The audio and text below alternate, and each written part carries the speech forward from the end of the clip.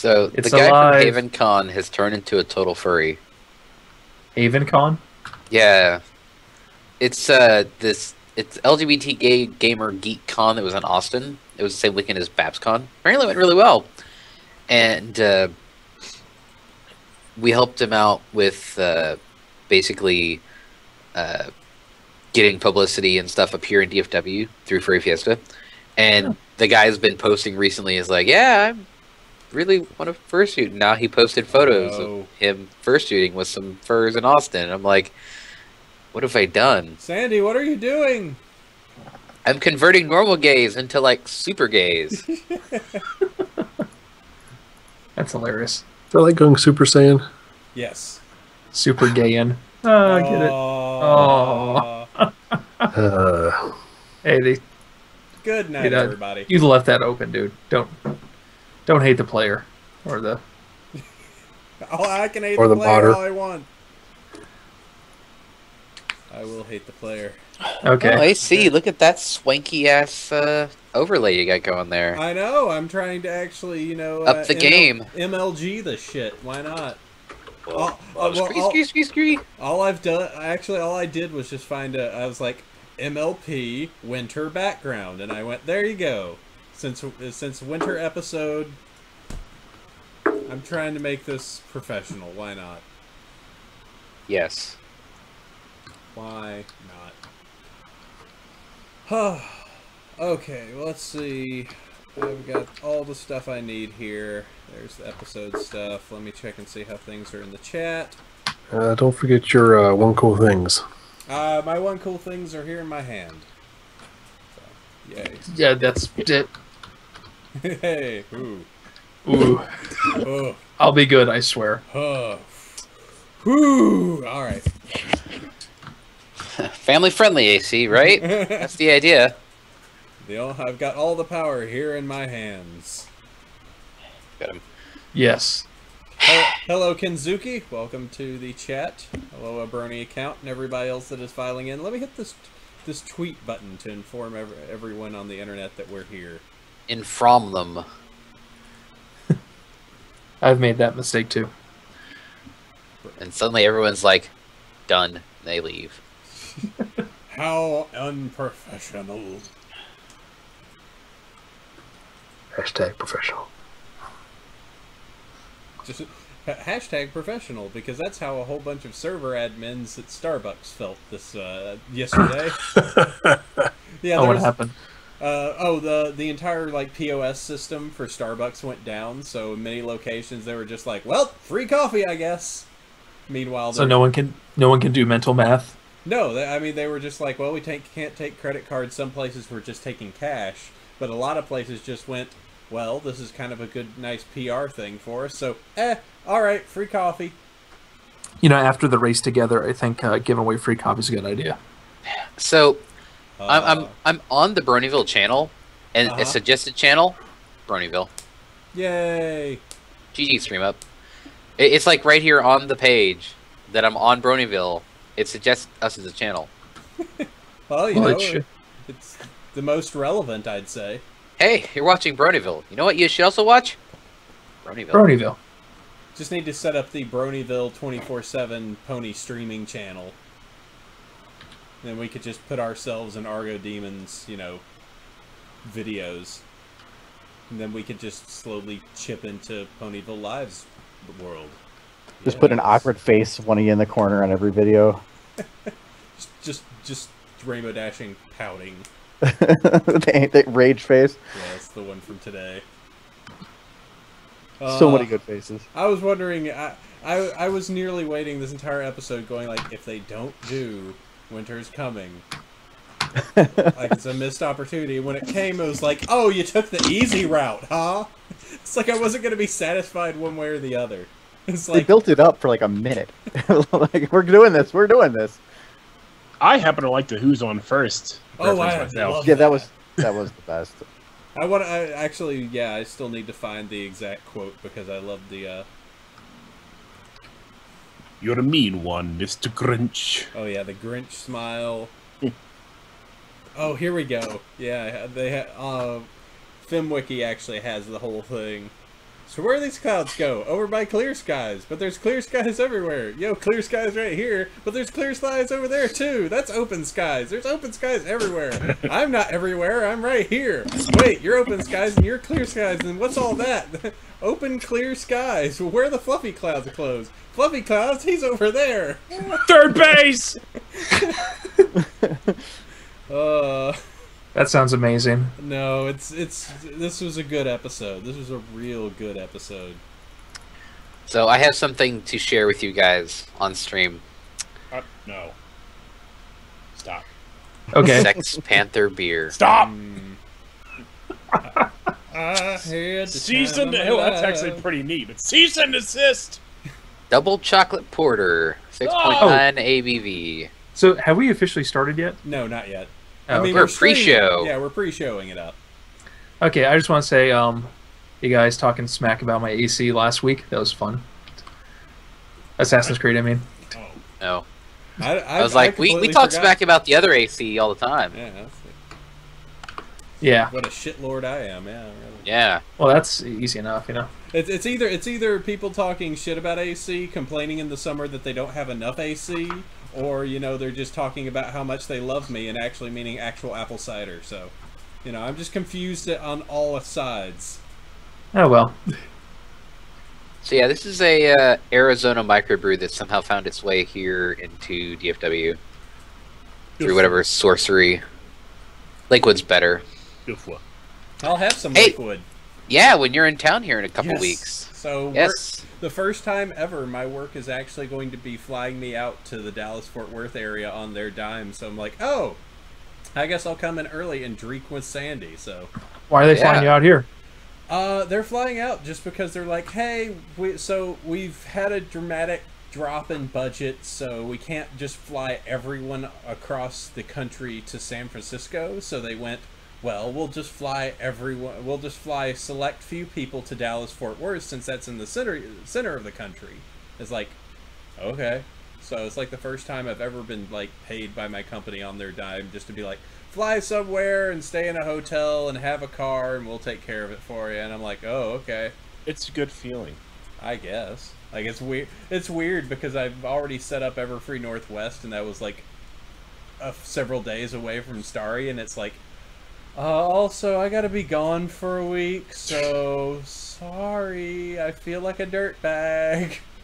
And how long are you going to be? You said a week? A week.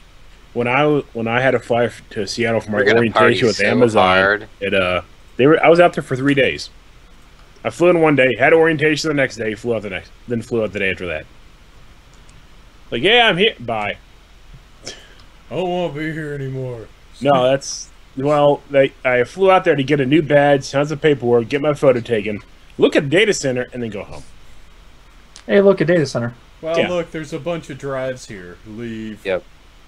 And I got to fly first class if you too. come so that's always in, good. if you come in on Sunday, you can come to our vaunted Nightmare Night staff meetings at the Londoner, and then there's all sorts of fun stuff we can get up to in the evening. Staff meetings sound just fun. I wouldn't miss that. Well, consider- Oh, go for it. Fun? Our staff meetings involve us going to the Londoner, which is a bar, drinking together, talking about whatever business has come up that week, and talking hot dish. And occasionally having people Dish. at the table drawing suggestive things for fun. I don't know why every company doesn't take on that model. Yeah, sounds like a good morale boost. Yeah.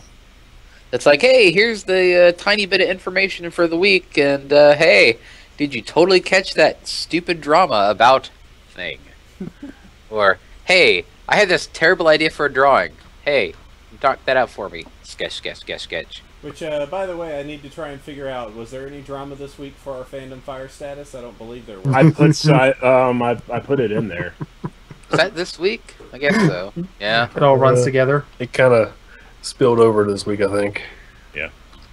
In Hold fact, on. I think it first happened when we were recording last time, because it was like on the weekend when it exploded. Oh, that's true. And the aftermath and all that nonsense. Yeah. Oh, yeah. It's actually bad. So, What was the drama? I my don't even parents remember. were in town here this last week, right?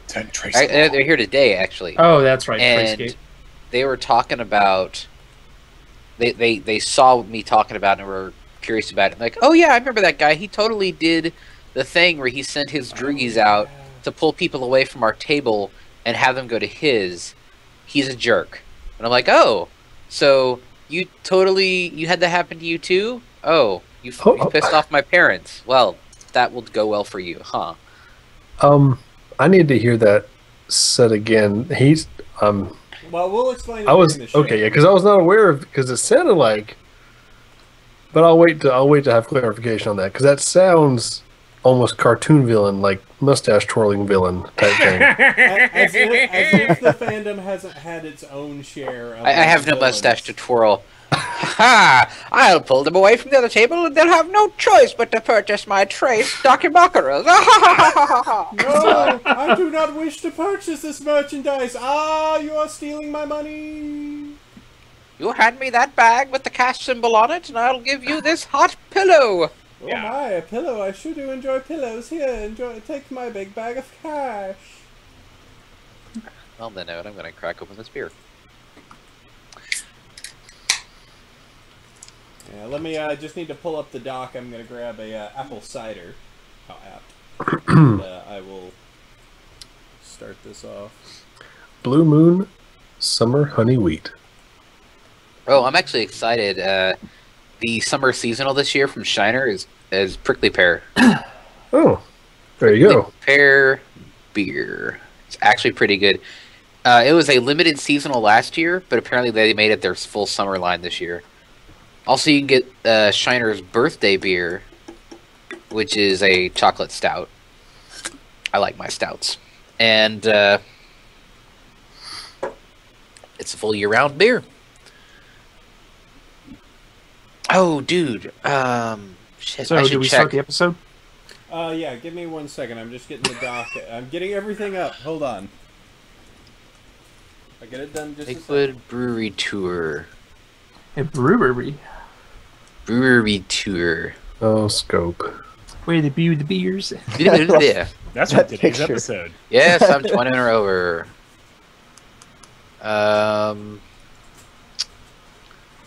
Calendar. Yes, I'm over 21. Christ.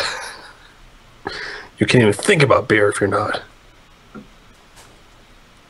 LGBT pint glass night at the Mining Co. on April 24th. Shit, I missed it. Lole Temptress Pint Day at Tap Room at LBC. Never had Temptress. God, it's making me like click yes I'm 21 on every new page I go to. Well, because only gay people can be over 21. No, just like if you click on their thing. Huh. When is that? Open 12 to 6. Gay. April 26th. That is the appropriate response. The only Okay, time. that's credit. Like a Dr. Seuss character.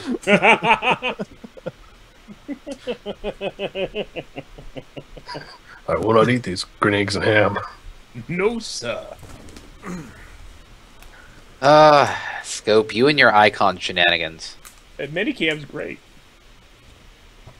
Okay, I think we're about ready. Yes, I am in fact 19. How that is the case? I'm actually a time traveler, but apparently I'm a really shitty time traveler because I didn't actually change the future in my favor. I wanted not to make those lotto tickets. You know, warn these guys about this shit that's gonna go down in 2001. Reveal that no, the French are right. Please stop. Scope. Who's the guy from Simpsons that reminds me of? Sideshow Bob. That was it, yes. Ole Temptress, though. It's like pepper beer. And you get a 12 to 6 tomorrow. $10. Shit, I might have to go do that. You might. All right, should we do a show? Show! Yes. 5 Iron. Are we recording? Are we good to go? Recorder has been going for 20 minutes now. All right. Well, the good news is we can start. So, hello everyone and welcome. Welcome to Bronyville. This is Bronyville episode 172, recorded on. I'm going to call this April 25th, 2015. You'd be correct. Yay, for once. I am your host, Apple Cider. We've got a full crowd today. Our usual, everyone else that we have. Alpha's here. Hey, yo. Hey, yo. Sandy. Yo. We got 5 Iron. Good evening. That's Scope Duder. Ah! And our guest this week, who can pop in and we'll talk about all of this crazy SFM and just general craziness and great animations. We got Argodaemon. Oh, I keep wanting to say do. demon. It's so Daemon. hard to do the demon. Demons. So fancy. you gotta roll the Sorting R. with demons. Yes, make my icon just stare at his. God.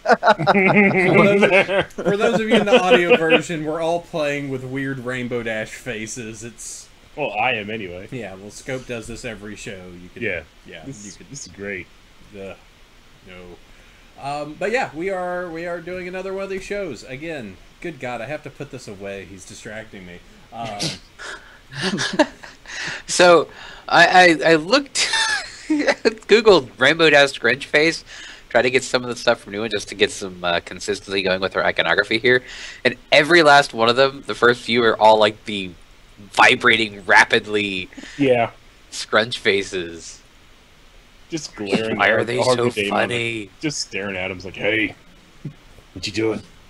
Yeah. So we're all talking about obviously the episode this week, the saddest episode ever. Tanks for the Memories, which we will talk about later in the episode. It's been a deep season, hasn't it? Yep. Yeah. Except for the decorating episode, it's been pretty heavy hitting. Surprising amount of pancakes. And that too. it's You need to. It's gonna be like a psych pineapple meme. It's just gonna keep popping up. She cries on the inside. God, oh God, no, we can't give away spoilers yet. We gotta. There's no spoilers. There's She just cries on the inside. So we'll go through all of that. Yeah, but we have Argo here. We're definitely going to talk about making crazy 3D ponies do crazy stuff on the internet, and making YouTube videos, which are way better than any of the ones on our channel. So that's for sure. It's the truth. They're really good. They're really funny. You get to watch, God, that one the one with what's that? The Luna's Banishment yes, one? Deep Edition? Oh, yeah. God, that one's so good. That's a great song. Is that too, the? man. Oh, Yeah. Oh God. For weeks, I could not get that out of my head. And then you just had to make. Was that before or after you had made that? When you hear the same song for like 3 months straight, It's just like, Yeah. well, what am I going to have them do when they sing? Just this. Just arms. It's Just what they were doing in the original video, anyway. Yeah. Uh, It's like one of those things. It's like the Ring video. You had to pass it on to get the curse off of you. Still, I love that album that song's off of, anyway. Jean-Jacques Yeah. Perret is fantastic. Yeah, it's either that or the Going to Work series. That's just like the two that do that CD the most justice. Oh, yeah, the late for meeting and going to the store. Right, going to the store is that's amazing. Oh God, They're all from the same album, yeah. Oh, really? I did not know that, actually. Yeah, and same with I'm a Toon Link's Apogee. It's also from the same album. Jeez. we should probably find the name of the album so people can listen to it. Let me bring it up because I actually bought the entire album on iTunes when I realized that Mary France is on it, and I realized, wait a second, oh, everything else is on here, including the What You See When You Die Y Team and D. Yeah, Let me that's- I'm bring it surprised up it's a real thing. It's just a cat on a keyboard in space. That's just what it is. What You See When You Die. Let's see here, Jean-Jacques Perret. The amazing electronic pop sound of Jean-Jacques Perret. There you go. So, yeah, he was one of the forefathers of the synthesizer. Yeah. So yeah, we'll talk about crazy videos that include Jean-Jacques Perret's stuff and just a little bit. Has anything happened to us this week? Anything we need to get off of our chest before we start the show proper? Well, I just want to say, because I'm sorry I missed last week's episode, because I really did enjoy it. As I said, this season's been a real good, heady series season. I think the biggest one from the last one, the biggest line from the last episode was that if you're not happy with who you are, every day can feel like a nightmare. No, And it's you're like close. You're close. You talking about the one where they're going to the Luna's the moral of the key story. markers. Oh, some, you're right. Some you're of the right. things we worry Sorry. about make us seem like we're trapped in a nightmare. Yeah, it's like if you're not happy with who you are, every day can feel like a nightmare. It's like, Yeah. Jesus, that was deep. That's being afraid of who you are. Scootaloo can only fly in her dreams. But yeah, so I just want to say that, and like, because I thought, wow, that was a really good episode. Sorry I missed a chance to talk about that, but I know, we talked Assassin's Creed too, and you know. I know, and I know, I knew, I felt a disturbance in the force. Tried to summon you. It's like we went through two. We've got, you know, we talked about Assassin's Creed last episode while you're not here, and now we've got Five Iron here, so we can squeeze Argodaemon. You know, I have maintained my composure very well, actually. Shit. I completely expect if you want to go full Spurglord, like, you know. No, I'm okay. Okay, all right. I'm okay. You know, the whole Valve fanboy is kind of, you want to be quiet about that right about now with the whole, you know, mod gate going on. Yeah, so let's talk about fire statuses. There's mod gate and there's trace gate. There's two gates going on, and I hate that that suffix. Okay, well let's first before we do that, let's hit up the our sponsors, and then we'll get into the fire status and all the things. First off, Everfree Northwest, which is going to include myself. It's going to include Sandy, and also Argodaemon is going to be there as well, doing his whatever. Do you know what they have you set for, Argo? I was originally on one, but I guess I'm on two now. I'm doing a SFM PMV panel with Adam the Amazing and Jake Wyman. And then I guess I'm also on the anthology panel. I didn't know there was one until like last week. So, Okay. All right, well, fantastic. We'll catch you there. We're gonna be doing our stuff. I know that we currently have settled. I'm going to be doing a role players meet and greet for some awful reason. It's not a good idea. It's a terrible idea. Don't attend. No, don't. And we're also going to be at this point. We've got myself. We've got Sandy. And we've got full papers and one other that's I just need to confirm with. And we're going to be doing a head panel cannon. Or a head panel. A head cannon panel? A head My cannon. I just want to make sure I heard that. Hold on a second. Remember, I heard family friendly. I heard head panel.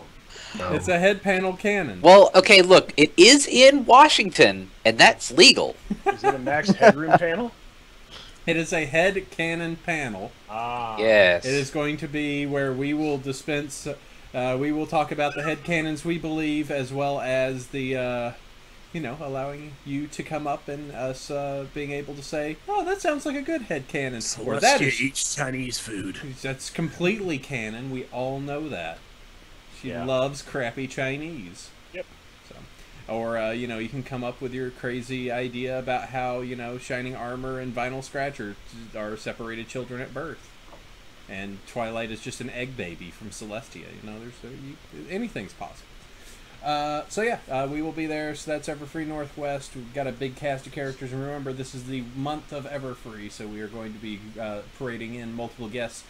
Speaking of next week, we've got a very special guest in that we are getting Ingrid, the voice of Maud, is going to actually be recording with us on Tuesday at 7 p.m. Well, let me make sure. I think that was 7 p.m. Eastern, 4 p.m. Pacific. So we will be doing a quick recording with her, probably about 30 minutes during that time.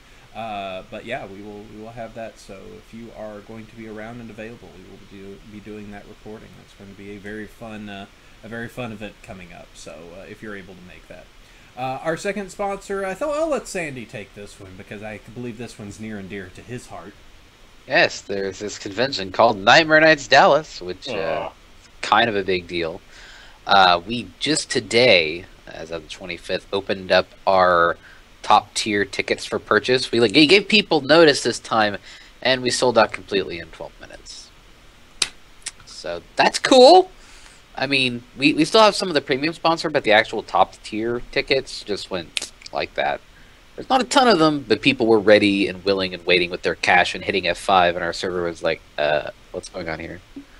So, yes, Nightmare Nights Dallas, we've announced our first guest, America Hendricks, and we've got a whole host of people from both the show and the comics and the community. We have announced one of eight guests, and none of the community guests so far, and people are excited. It's going to be another big year here in Dallas in October, 23rd through the 25th. Are you going to have you yourself as a community guest being on Bronyville and all? Oop. Oh, I'm sorry. Hold on. Whew. Skype totally didn't just crash. Oh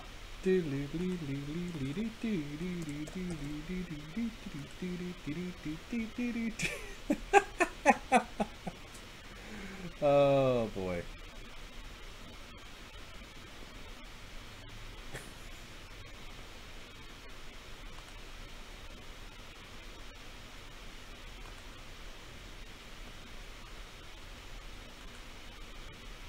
Oh hey guys, how's it going? Good job! Try this again, kids. I want an explanation. The explanation is my Surface. Whoa boy, getting an echo now. My system's giving you. Okay, that's better.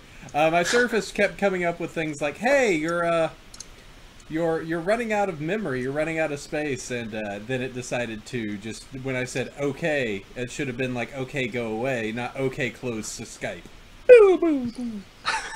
You know, I consider myself of modest intelligence, and I'm certainly not a tech support guru, but maybe you shouldn't do the show on a laptop that doubles as a tablet? No, it's great. It's great. It's nice. Apparently not. Fantastic, yes. It's a wonderful. Apparently you're downloading Grand Theft Auto 5 on your laptop Surface thing. It could not handle that, I'm for certain. Use an iPad. So, anyways, yes, Nightmare Nights Dallas. Go to website nightmarenights.net, or you can just go to our Eventzilla page, nmnd2015.eventzilla.net, and buy tickets directly. And, yay, it's exciting. I mean, we're 181 days to go, so 6 months. I registered today, and I got my hotel room. Fantastic. Yeah. Go check that out. All right. Let's move forward for the news. It's now time for the fandom fire status. Your simple check-in into what terrible things have happened in the fandom this week. The fandom fire status, as Scope is whispering into my ear, is that the status is untraceable. Oh. So Zing. Who wishes to start us off in this most fiery of fire statuses that we had, which is I got one of this Bass Guy's posters. So I call not it. Right. Sandy, why don't you go ahead, since you have personal experience. Okay. So Tracegate goes back to the artist Draw Ponies, who was caught on stream tracing His own stream, his own Picarto stream by his own fan base, tracing an image of Cadence from the show for use in a comic or item or who knows what. And people were like, wait a minute, what are you doing? Are you tracing? This is not kosher. Why is it not kosher to trace? I mean, people trace all the time. I mean, It's when you sell something that you've traced. Yeah. So, I mean, this apparently, and there's a lot more to it. You can actually go to our show notes, and the Horse News covered it, and the EQD briefly touched upon it. That it's basically been a couple years where this guy is going to a million cons and selling a whole bunch of stuff using traced elements on really expensive made in China stuff, and engaging in predatory / abusive practices in the vendor halls towards other vendors, having his droogies come out and like pull customers away from tables to go to theirs, like literally. And I had heard this as an anecdotal thing, and my parents, they'd seen me tweet, and they've been invented in Nightmare Nights Hall and whatnot. They actually had that happen to them. Wait, your parents were vendors at Nightmare Nights? Yeah, they've been there both years, and they're going to be there again. They sell their jewelry and T-shirts and whatnot, all the stuff they make. But they apparently had this guy's dudes come by and like, hey, come check out my booth. I got something to show you, and basically pull people away from their booth to go to this other guy's booth. And they were really mad, and we're actually kind of happy that, well, that's not going to be an issue this year. But yeah, it's basically tracing and bad behavior towards other vendors, and it's one of those things where nobody wanted to be the tall male. Nobody wanted to stand up and say, "Hey, this guy it's not kosher. This is not cool." Because if it was another vendor, people would be like, "Oh, they're just drama mongers. They're jealous." If it was a con, you had to worry about this guy's fan base coming after you and get negative PR going your way. And that's not really the case. I mean, it was his own fan base that did this to him, and everyone else kind of going, "Oh, well, now we have actionable proof." And so now that I do have direct anecdotal evidence from my parents, no less, and basically a bunch of other cons kind of taking adverse action, I don't have to worry about him any further. And Yeah. it's just, it blows my mind, A, that it took this long to actually have something one way or the other, and B, just that nobody ever told us, like, hey, this guy is just... Yeah, he's a pretty prominent artist in the community, and a pretty big vendor. I've seen him at all the cons I've been to. So it's kind of surprising that it got this big for this long, Well, one of the weird things I found out just by going through it is that it's a single artist, but then there's another artist that's kind of... he has a posse. He's turned it into like a mini corporation. Mm-hmm. And then there's like other people that are supporters of his that help out and moderate. So it's one person, but there's like a cast of like 4 or 5 or 6 behind them. And just like, this is very odd, with Pixel Kitties, it's Pixel Kitties. And, yeah. Anyone and her else, husband. Yeah, it's a small... Like, it's a small band of, like, Kefka Floyd is Kefka Floyd. He's not, he isn't having people come to tables. He doesn't have, like, supporters or anything. So, and the other thing is just, like, if you looked at the art page, like, stuff was real all over the place. Like, oh, this is a real nice painted thing, but then this is something show accurate, but kind of, like, it didn't have any unified style. It seemed all over the place. And I guess after all, this kind of explains where that all came from. Yeah, it's weird. Yeah, it's one of those things. I think the big takeaway in this is that, listen, if you're a beginner artist, it's okay to trace. Like, listen, that's a perfectly acceptable way to get into drawing, to get some skills and understanding form and everything. The main takeaway from this is that, one, he was selling traced assets from the show, which is a massive no-no. Completely a legal liability on that. And, the fact that there was definitely some reports, Sandy's, report in particular, that, wasn't entirely the nicest person to deal with at a convention. And then the online stuff, so it's just a falling of dominoes in that case. But I heard a lot of people where they were, especially, I heard some artists state after the fact that they were actually somewhat intimidated by what happened in this, because now people were doubting their artwork. Like, oh, does this person trace? Did they do this? Are they doing the same thing? Well, there was I mentioned this before, that there was this same sort of thing rumor happened around Pixel Kitties as well too, like last year or the year before, where someone tried to like blame her or pin that on her, accuse her of that, and it eventually fell through. And I wonder, just because of that, it's one of the reasons people have been quiet for so long about this guy, because it might just be another asinine situation. Right. I mean, the main thing that on the Draw Ponies versus Pixel Kitties, you can't find a vector that Pixel Kitties lines up with, because she doesn't copy. Like, that was just something that somebody threw out there just kind of to try and blot your reputation. There is clear 100%, here's an overlay of Twilight Sparkle and here's an overlay of Vinyl Scratch, and look how they line up. Yeah. Or here's this one comic that has 3 different Lunas and a Fluttershy, and all of them are from various screen caps from like the same episode. Mm-hmm. Yep.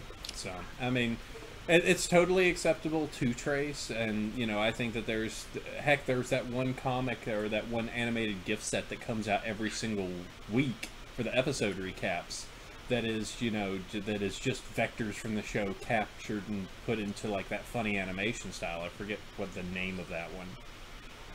The deleted scenes ones. Yes, the deleted Oh, scenes. the yes. linker. Okay. Even though it's all, even though they're all like old ones, though, he hasn't really done like added any new ones. There's a new one. There's a few new sets I saw one for last episode. So, but yeah, you know, it's not so much the tracing, copying. Like if you're doing it in a way, and also the main thing is making money off of something that's a traced asset. That's you know, that's no good. That's not good. That's no good. Yeah, many years ago, and to give you an idea of time frame, Flash was still owned by Macromedia. I was a very bad art student, and one of the exercises I remember we did was we would do a light table and we would trace things to put into, you know, something we were working on. You know, like Sandra said, it's completely acceptable to trace while you're learning or as an exercise. But if you're gonna profit off of there, then it better be your own original stuff. Mm-hmm. I'll completely admit there was a period of time that I was drawing and I was doing comics. If you want to dig up on the internet and try and find it, hey, kids, here you go. I used to really like the real life comic set, and I created a comic thing out there called Shape and Color, and it was the first few comics were completely 100% like a copy of myself put upon those. I wasn't making money on it. I was just doing it just because I liked the style and I was trying to duplicate it. But yeah, it was just a learning material on that, and then, you know, you see how good of an artist I am now. Boy. Well, I mean, that's part of it too. I mean, there's actual appreciation of something to, you know, emulate or imitate something, but it's a different ballgame when you're taking those images you've created or copied and having it printed and then shipped back to you so you can sell to someone else. I mean, that's the whole IP stuff. I will say there's only one time when it's okay to trace and profit if you're an artist. That's if you're a tattoo artist. Otherwise, freehand that shit. Well, yes, it's the market to go into. Please now. don't freehand Never. your tats. Never, ever. In fact, you can make the argument that the ink from the tracing actually goes away. Or rather, the stencil you follow does not last. Exactly. But the ink lasts forever. Does anybody else have any other last things on Trace Pony, Tracegate? No. It's silly. All right. It's most folks probably don't care. It's ridiculous. Yeah. People don't, but this is one of those things that's more of a con side thing. Yeah. You know. Ooh, I've got it. We need a vendor hall etiquette 101. Yeah. Yeah. There was actually a good comic for that recently. Like somebody that stated like the good things to do around tables. Like don't just loom over a table, you know, just talking to the artist if you're not planning on doing anything. Don't like walk past an artist and just say snarky comments about, man, this stuff's all bad here, you know. Is it on sale yet? Is it on sale yet? Is it on sale yet? No. So, yeah. All right, let's go ahead and move into the news that we have here. Scope, Mr. News Pony. Will you fill us in on the news this week? I guess. Well, first off, we got Q going to BronyCon. Yay. Yeah, John Delancey's going to BronyCon. Yay, and so is the reason why Twilight Sparkle has wings. Hey. Yay. You can go check. Hasbro executives are going there? Nice. Thank you. We need to sell. Princess. We need another pretty princess, and people won't buy Skyla. Go. Oh, I was about to say Skywalker. All right, so let's see. Yeah, M.A. Larson. So what you're meaning is that M.A. Larson is also going to BronyCon. Gotcha. Yes, All along right. with John Delancey. All right, let's see. Looks like Peter New and Brenda Critchlow at BronyCon. They're cool people. Yep. I completely support going to go see them at BronyCon. BronyCon's a cool convention, by the way. I'm told it's rather small. It's small. It's a small space, but the benefit is that all the show staff and everyone's local, so they're way relaxed. Like they just go home and then they come back in the next day and go, I slept in my own bed. That was nice. Let's see. What do we have here? What? Hugh Hefner Smut Magazine wrote an article about BabsCon, and it was positive, aka the Playboy article. Okay, so Yes. yeah, we should go into this one a little bit more because we do have a little bit. Yeah, Playboy wrote an article on My Little Pony, and it was actually pretty good. Despite the writer's best efforts. He was like, I really want to tear into these guys, but I can't. It's that party floor. I want to be an asshole, but I can't. You can't fight that party floor. Yeah. So, who read the article and what takeaways do we have from it? I haven't read it because I don't really care. I didn't know that there was like a person doing tattoos at BabsCon. Mm-hmm. Yes. That is awesome. When I was reading the story, I was like, oh, and he's mentioned talking to the tattoo artist. I was like, what? At the shop nearby or something? And then I saw the picture. I was like, oh shit, she was actually there tattooing bronies. Yep. A lot of pony tattoos that day.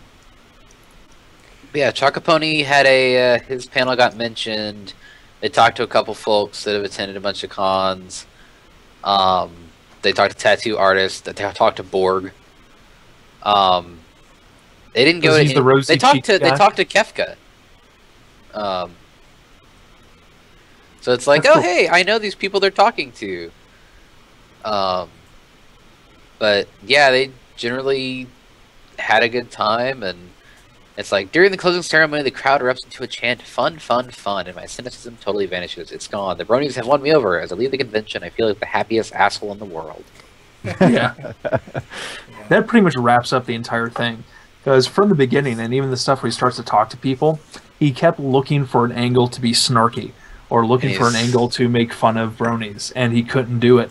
And he's like, well, these guys, they're just having fun. They're harmless. Huh. This is strange. And What then- is this?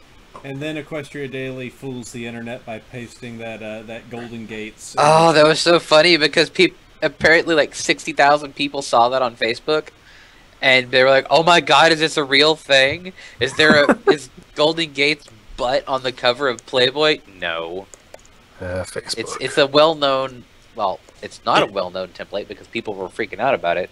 It's just basically, you know, one of those insert your own image kind of things. It's a fake! That is pretty cool, though. I did think it was certainly not expected, and the fact that it was positive was even less so. So I'm happy that it went well. Yeah, so let's not wait for the day when Vanity Fair shows up. That's old news. And MTV when they do their Sex 2K15, Oh my god. they're getting The fir- old there. A friend of mine was on the furries one. Always kind of blew man. my mind. Ah, good news. Back in the day. Yep. All right, let's see. Moving on, what we have here about Daring Do. Apparently she got a rainbow power toy, and I really hate these toys. Well, that's Yeah. the one with Tell us 1,000 how P you marks, feel. right? Yeah, it's the one where it's like, well, then again, I hate all the toys. So it's at least the ones like these. It's Daring Do with a bunch of tats on her face, Yeah. and like any Oh, the cutie mark halfway. explosions. Yeah. All I have to say is, well, hopefully, a little bit of rubbing alcohol will get that right off. And then she has no eyes. Yeah, it would have to be done very carefully around the eyes. But, like, she's got vines and crap on her legs, and cutie mark's only on one side, and basically it's a slightly different colored version of Fluttershy, and it just looks terrible. I tell you, the Celestia one I was like okay with, just because it looked like a really punked out Celestia. Oh, and the that was punk goth Celestia? one? Oh, the punk one, yeah. Gothlestia, yes. Yeah, that was pretty awesome. This one's pretty meh. Like, it just doesn't make sense. Like, the Goth Lestia looked like that she could, like... She was like a part-time MMA fighter, you know, just... But this one's just kind of a little weak. Alright, get ready, every pony, because at Everfree Northwest, we're all going to get more equal. To excel is to fail.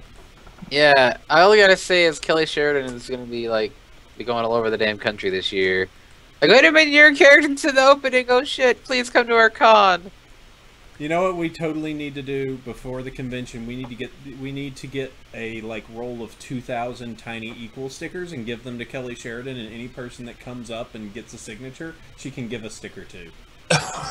Like, that will be the best running joke. Just make sure that she's like, I'll just put those on your badge. And she can just make every person equal that comes up. That'll be the best running joke the whole convention. It'll be Babs Con, except actually done to the extent it needs to be. Make them all equal. Alright, and the last news is, hey, we've been seeing some fakey cards from the CCG recently. Watch out for the notes on the forest, that's all I gotta say. So, fakey CCG cards? Yes. Yeah. So there's been... Or go ahead. You explain it, Scope. This one is Slender Mane. And if you play it, the game ends. Yeah, so there's been some fakies, like this is a Slender Mane card. You may have seen it in like some of the chats. There's someone that made like an evil Celestia card, and it's a foil. Well, that was one of the news things on here where it's like, major spoiler? No. No. No. Question mark? Well, there was another one that was out there that also was like a fakie that looked like, is like, why would they do that? That seems bad. It's one of those things where it's like, well, they could be that dumb. Also, the card powers are really bad, so... When this card is flipped, you lose the game. So, like, there's Trixie card. Is that a bad card just because it's Trixie? There's a Gravy Boat card. Oh, boy. It counts as a critter friend. Is that one real or fake? Because that sounds kind of awesome. I don't know. Actually. It's in the MLP CCG general thread on /MLP. I don't know. Squeak! It seems like one of the... It's probably fake. So yeah, Sorry. there's some fakey CCG stuff out there. Nightmare Star Solar Flare, 6 power, 2-point troublemaker epic. Players can't exhaust their friends. This day shall last forever. They went through a lot of trouble. Like Sunset Shimmer Clever Girl. She's a friend unicorn ultra rare. Yeah, we'll see if that's actually real. Pro tip is probably. Well, you mentioned /MLP a second ago. It made me think. Did I see where two of the image boards merged recently? Pony-chan and /MLP did merge. No, it was Pony-chan and MLP-chan, I think it was. Oh, okay. Right, Okay. so it's not /MLP, but yeah, they're two very different style boards, though. Yeah, Pony-chan was like the OG Pony, like, Chan board, and basically was where a lot of people ended up after the great ban wave of the original, like, the first February. /CO, yeah. Yeah, when everybody got banned from Co, and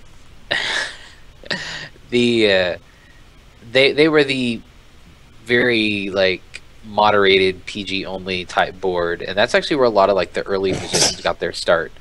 And then there was MLP Chan, which was the unmoderated whatever goes. I'm sorry, just what Graham posted in the chat. Yeah, picture of Rob Ford. The Gravy Boat's a picture of Rob Ford. Yeah, I was going to ask the significance because old footy like me, I'm like, what the heck does this even mean? But okay. Basically, it's two boards with vastly differing cultures smushed together and forced How's to that going kiss. for him? I don't know. I don't go to either one. Okay. I stopped going to Pony-chan a long time ago. No, I haven't been on 4chan in forever, regardless. Yeah, we don't go to 4chan. We don't go to MLP. We just talk to MLP. Yeah. Yes. We just keep them as close friends. Just better close friends than close enemies. Yeah, if I ever go on 4chan, it's the AN, which is just pictures of puppies and kittens. Yay. It's Animals in nature. And just people screaming about how dumb that dog is. Yeah. It was like Pet Island on the Something Awful forums. Alright, well let's move forward. That's been your news for the week. We hope you've been properly informed about the fandom. We have Argodaemon here. Oh yeah, that guy. Answer. Yeah. Oh. You're present. Do you feel properly educated? He does that animation thing, I think.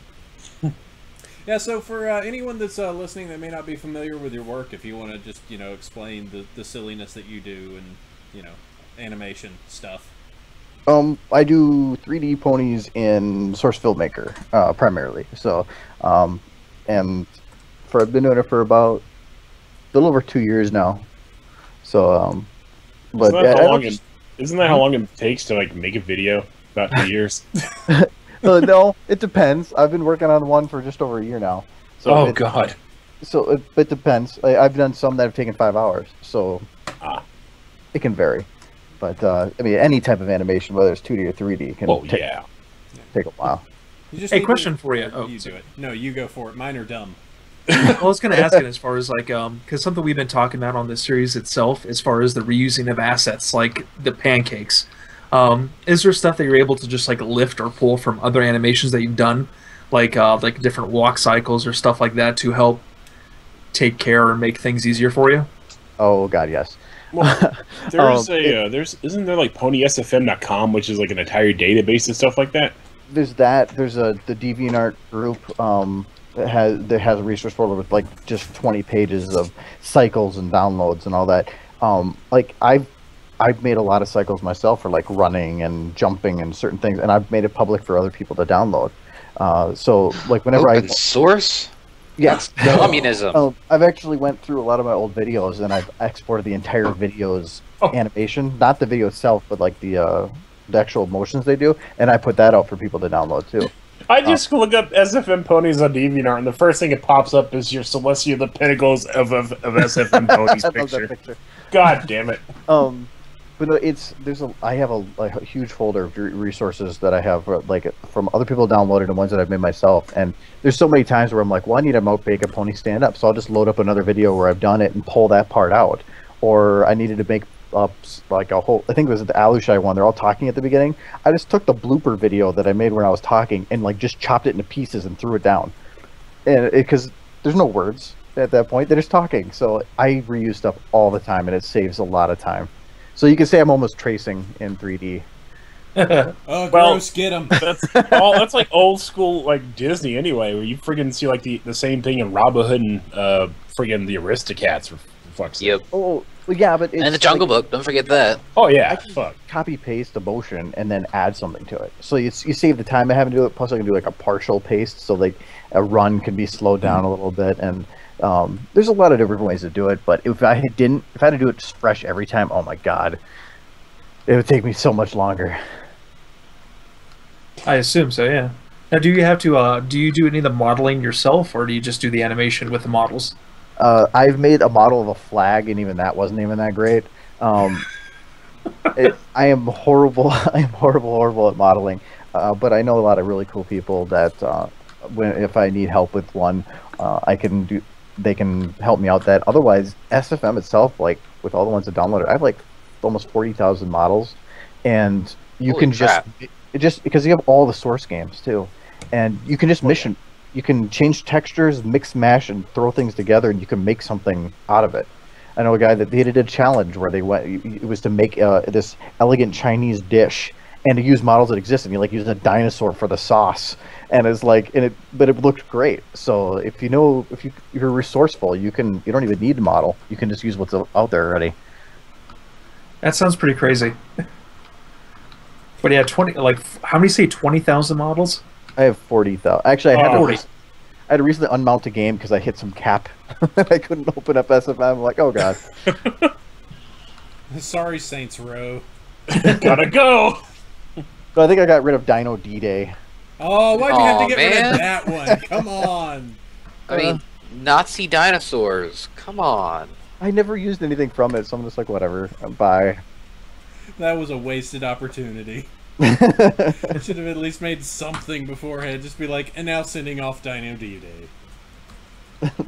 Now, besides, I guess, now, do you have any sort of like animation background, or is this your first foray into it? SFM, before SFM, I've never done animation ever. Really? So just over 2 years ago, I just opened it up. I'm like, I'm going to give this a shot. And I've worked in the Source engine before for model conversions and stuff, so I was a little familiar with the engine, but in terms of animation, never did it before. So, is that a testament to either your skill or SFM's ease of use, or both? I'm gonna go with both. I think SFM's incredibly easy to pick up. You can go in there and just jump right in and just make some pretty cool stuff right off the bat because it's a game engine. So some of the stuff is already simplified, and it feels like more like you're playing a game than it is actually animation software. But you're not gonna get up as pretty of a result as you would in like 3ds Max or Maya or RenderMan or something like that, but the render times on those alone are huge. So spending a day and a half to do a frame compared to SFM where you can spend 30 seconds. It's Better a than lot. Gmod. Oh man, but Gmod you can do such amazing things with. Yeah. Gmod is amazing for pictures, and it could be do some hilarious things with. But Oh, in yeah. terms of just animation, it's not the best. But I was able to put all these rockets on the back of a bathtub. Come on! Man, I had so much fun just goofing off. I didn't actually make anything in Gmod. I was just goofing off with everything. Yeah, that's. I think goofing off is kind of like the core of. Yeah. I don't know. Gary's It is Mod funny that watching sandbox, yeah. Yeah, And it's even when it went on sale for $10, I went, this is probably just the best $10 I've ever spent in my life. You were saying, Argo? no, it's no, I spent a lot of time. I think I was like 600 hours of Gmod or something like that, and was it wire mod in there where you could like actually write scripts and everything, and you go and you like try to make this most immensely complicated thing, and then your friend drops a nuke and blows it up, and there was something that was always fun about that. It's like shame about all that work you did. Well, we save it, so it just blows everything apart. You keep dying every time you spawn for about the next 5 minutes, but you get a good laugh out of it. It's kind of like the Minecraft where it's just like, oh, I've just made this giant thing, and then the server admin just spawns every creeper he can find. There's always the Gmod Idiot Box, too. That's a great series. And he's even said that he doesn't want to use SFM because in Gmod you can actually like go past some of the limitations for the facial flexes. You can't in SFM. You're locked. So he doesn't want to use that because he can't do the same comedy. He only made 1 or 2 with using the Mass Effect models because they actually had bones, so he could yank them wherever he wanted. My brand. Did he? Or mom, mom. Hi. We have a question from the chat from our one of our favorites, Tetra Pony. What are your feeling on the SFM pony eyes? That kind of dead look. They stare forever. It comes down to how much time you want to put into this stuff. There's a lot of people that will just lock the eyes position to something and be it. There's a lot more that you can do in it. Like if you watch Frexus's videos, like the way that he does the eyes, they're always moving. And it's a lot of the TF2 models have it where if the eyes move, the eyelids will actually move with it to a bit. And ponies don't have that, so you have to. There's a lot of extra work that has to go into if you want to make that realistic.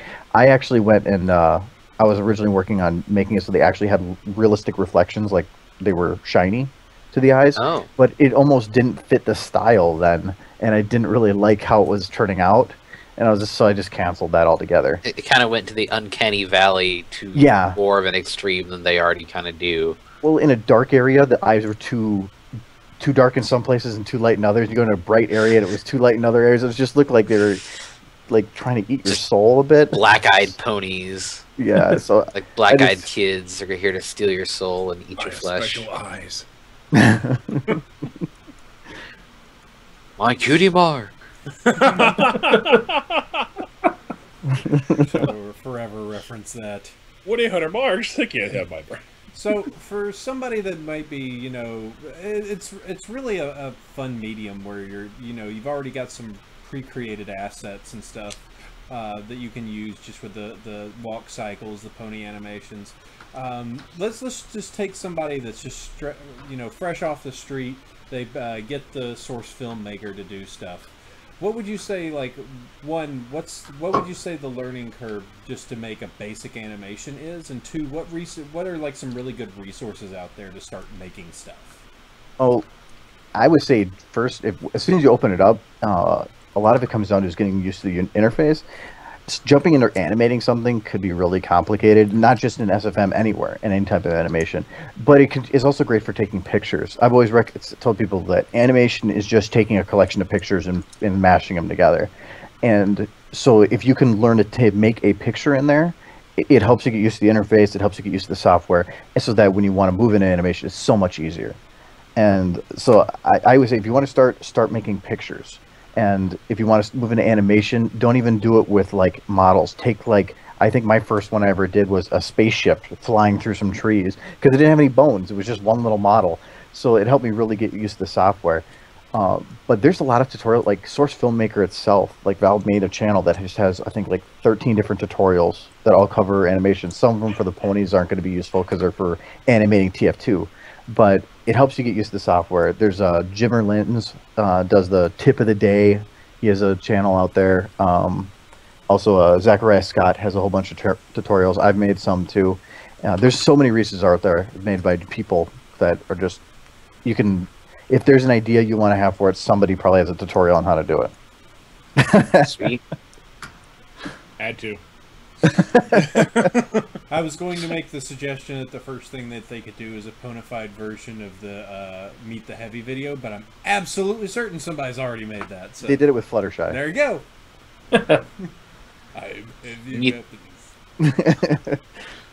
Heavy Fluttershy. What? This is my gun. Who touched my gun? Oh, so good. All right. Let's see. If anybody in the chat has any particular questions, you can feel free to go ahead and ask. No. Oh. Are you? No. You go right ahead. Okay. Well, I know that we talked about this pre-show, but we talked about like the video. I think we're all talking about is the what is the one with Luna? Luna's Banishment's Deep Edition. Yes, the crazy wow, Yes. The arm shaking video, which is hilarious. The tribute to some Princess Celestia being deep.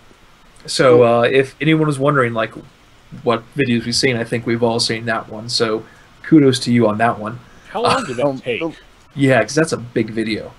Actually, the thing is that I felt that was the biggest rush job I've ever had. And it's one of the most popular. I spent, I think, it was about a month after BronyCon, and I premiered at Cider Fest. So it was like about 3 months. I had originally done it the day that the original Celestia Being Deep video came out. I had already done the first part of it as cheaply as possible. And I had that uploaded. I'm like, whatever. I'm just going to sit on that. And like 6 months later, somebody asked me to finish it. And I'm like, okay. And every morning I wake up, I'm like, how am I going to end this video? I'm like, I think pirate ships. Yeah. And it was just, I originally had it at the end where like Twilight was jumping across the ship and was hitting Nightmare Moon in the face with a bat. And I'm like, that broke pacing. And I just kept canceling all this stuff. I just didn't even care towards the end. I just started throwing the weirdest crap in I could to see what would stick, and that came out. And then I still love the Flufflepuff. I still love the fact you're able to get the spinning leg dance. Yeah, that had to have been pretty interesting to do correctly with like the skeletons. Yeah. Not really. Actually, just grab it and spin it in a circle, and we're done. Really? It was the timing to make it look like it bounced correctly, but other than that, it wasn't that. Those were the pretty easy part, but it was laughing at yourself the whole way going through. It's like, this is so dumb. This is so dumb looking, but people are gonna eat this shit up. I was like, when I put it out, I'm like, I don't know if I want to do this. This is so stupid. And I'm like, whatever. I know. Well, then that means it was made for the internet. And a couple months later, I went and added the captions to it. Oh God, yeah. The captions make it. The captions totally make it. Especially just the spam from Nightmare Moon. It's like too long to read. I know. And I showed it at the front of the local groups, and they had it go up, and they just covered the entire screen. Everybody goes, "Whoa, whoa!" And they want to pause it. I'm like, no. You're not supposed to pause it. Just let it go. But there's some machines where instead of like covering the whole screen, it will just start spamming it across the bottom, and there's no way to keep up with a single word of it. And I don't know which is better. But that took me 3 hours to make those captions. Wow. It's funny, take serious amounts of work. Why am I on a mountain? It's cold up here. And then towards the end, I'm like, okay, I'm sick of this. I'm done. Tacos, then I'm done. I just edited it. At least I like on your a high dedication note. That immediately turns into like totally not caring at all. It's this is going to be the greatest piece I have ever. It's something to aspire by. So besides that awesome Luna video, what are your other big videos that people would say, oh yeah, that's that guy? People like the ones I did that at shipping. Ooh. Everyone loves shipping. That Rainbow Dash, Twilight, Hearts and Hooves Day one.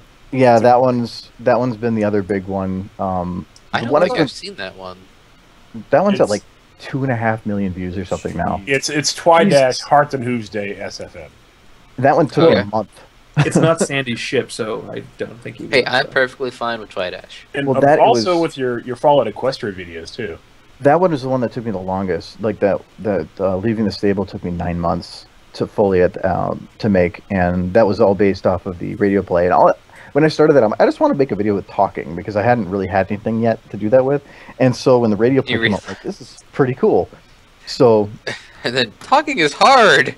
no, lip syncing is hard. Lip syncing is the most boring thing possible. I've been doing some other video right now with lip syncing, and it takes like an hour for 10 seconds, if not more. And it's like, and you can't be listening to anything because you got to be hearing the try.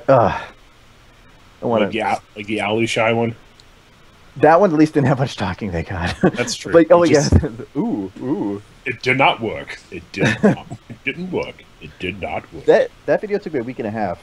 So this to show the difference between times on it. So, well, go ahead.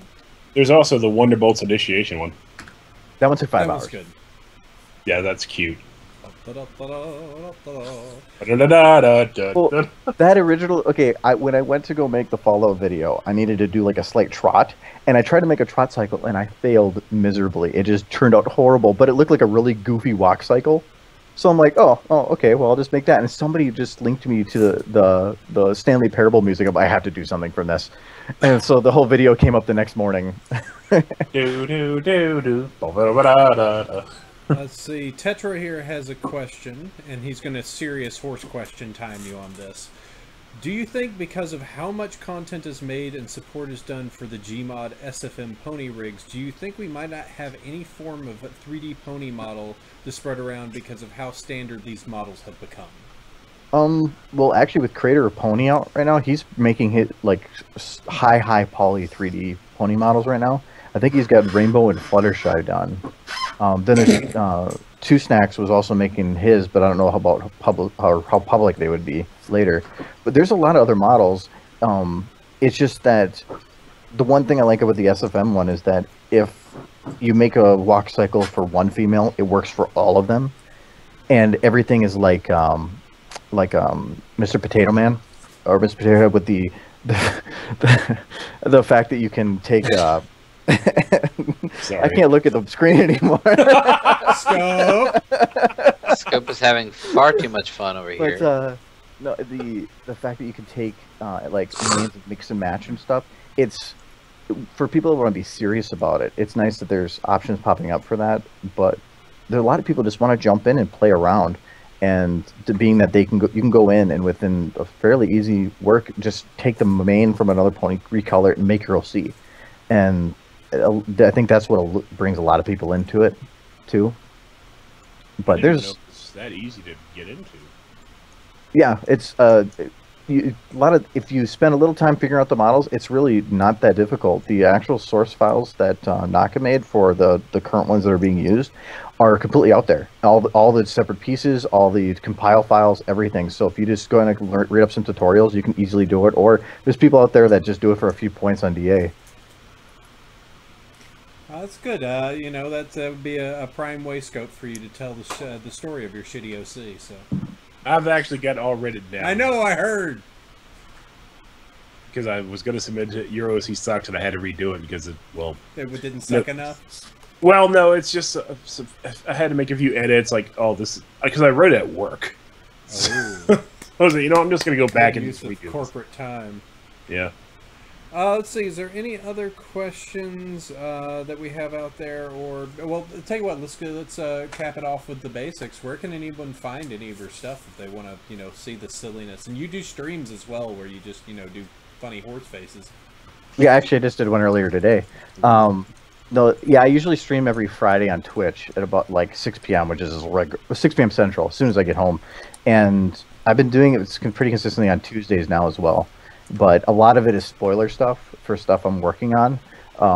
But when I start getting tired, I start throwing the weirdest crap out, and things happen. And I keep all the recordings of it, and I have like 2 hours of goofy stuff for a compilation already. You know what that's like? Pre-show and post-show, pretty much. Funny how that works out. Yeah. Sandy silliness. All right. Well, let's see. Let me just check the chat real quick. See if we don't have anything else. This is terrifying. Scope is still being nightmare fueled. It's That's beautiful. our scope. I'm not even looking. I'm not even looking because it's just gonna throw me off. So. All right, well, let's go ahead and move forward. How about we talk about today's episode and completely spoil everything for the one member of our team that has not watched the episode yet? It's a really good one. It's a really good one. All right, let's go ahead and talk about... Should we throw the spoiler banner up? Yeah, let me do that. Let me hit the button. Let me avoid... God damn it, Scope. Oh, boy. Spoiler banner is up. All right, if you are waiting... If you do not want to hear about this episode, thanks for the memories. You have now properly been warned. We're going to talk about season 5, episode 5. Overall episode number 96, aired on April 25th, 2015.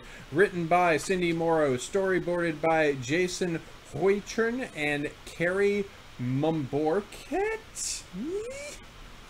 Terrible with these French names. Featured characters are Rainbow Dash and Tank, and the song I'll Fly. Hey guys, this was a good episode. It was. It dealt with loss without anyone actually dying, which is great.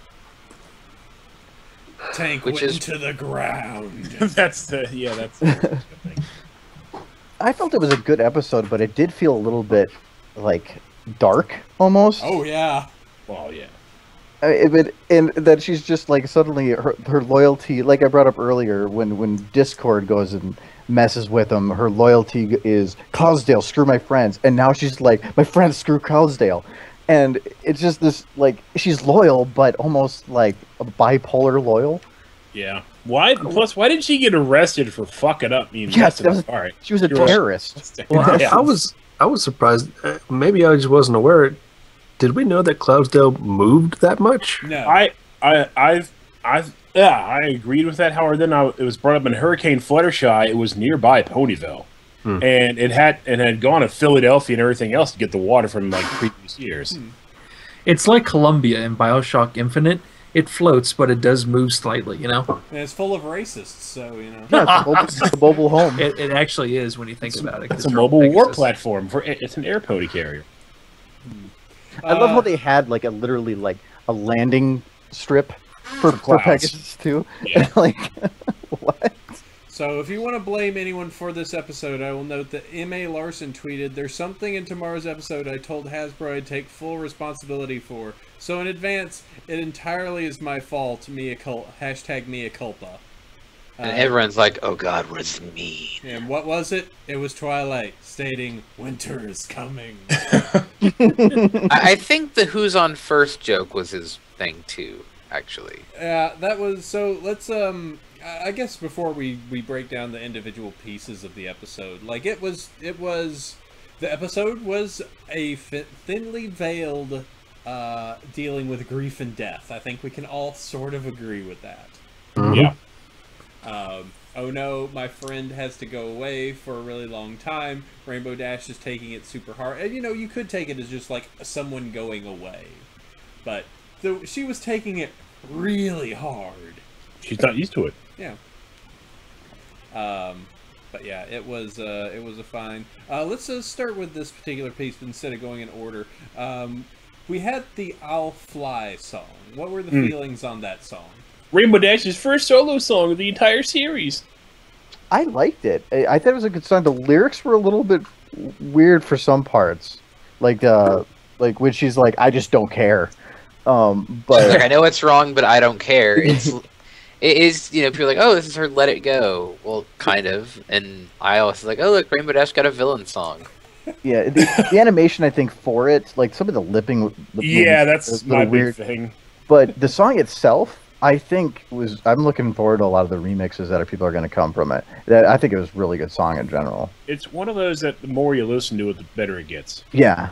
We haven't had a lot of remixable music as of late. People have been trying really hard with some of the songs, but I'm trying to think. You can't exactly make a good EDM remix of the Applejack's Lullaby. Yeah. Yeah. Or the song from the the library episode or the castle episode. It was that was basically a remix of Art of the Dress anyway. I just need to remix more of the Rainbow Rock stuff, says me. Stop being such assholes and actually make those music, community. No, they're perfect. Yeah, they are perfect. That's I mean, how can you remix Welcome to the Show? I mean, shit. It's great. Using actual instruments and having like Decibel sing it, that'd be cool. Okay, I guess. But no, yeah, I agree. It was kind of surprising how, like, especially towards the end, how dark it was of just Dash just straight up crying. And crying to the point that now you have sympathetic criers. And then Applejack crying on the inside. It's like, Oh. I cry. Or Twilight's like, I don't know what to do here. Applejack, go take care of this. Yeah, she like grabs her with magic and shifts her forward. She's like, wait a minute. Of course, then there was Pinky using IDSPISPOPD to go through the wall. Yeah. Well, I mean, just when you do someone add the, oh yeah. Knock, knock! But yeah, that was the Applejack crying on the inside. The winter is coming. The faces. The snowball nuke. Mhm.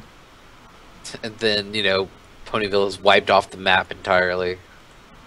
I think the one thing that we were talking about pre-show that we really loved was the Who's On First that they did for this episode.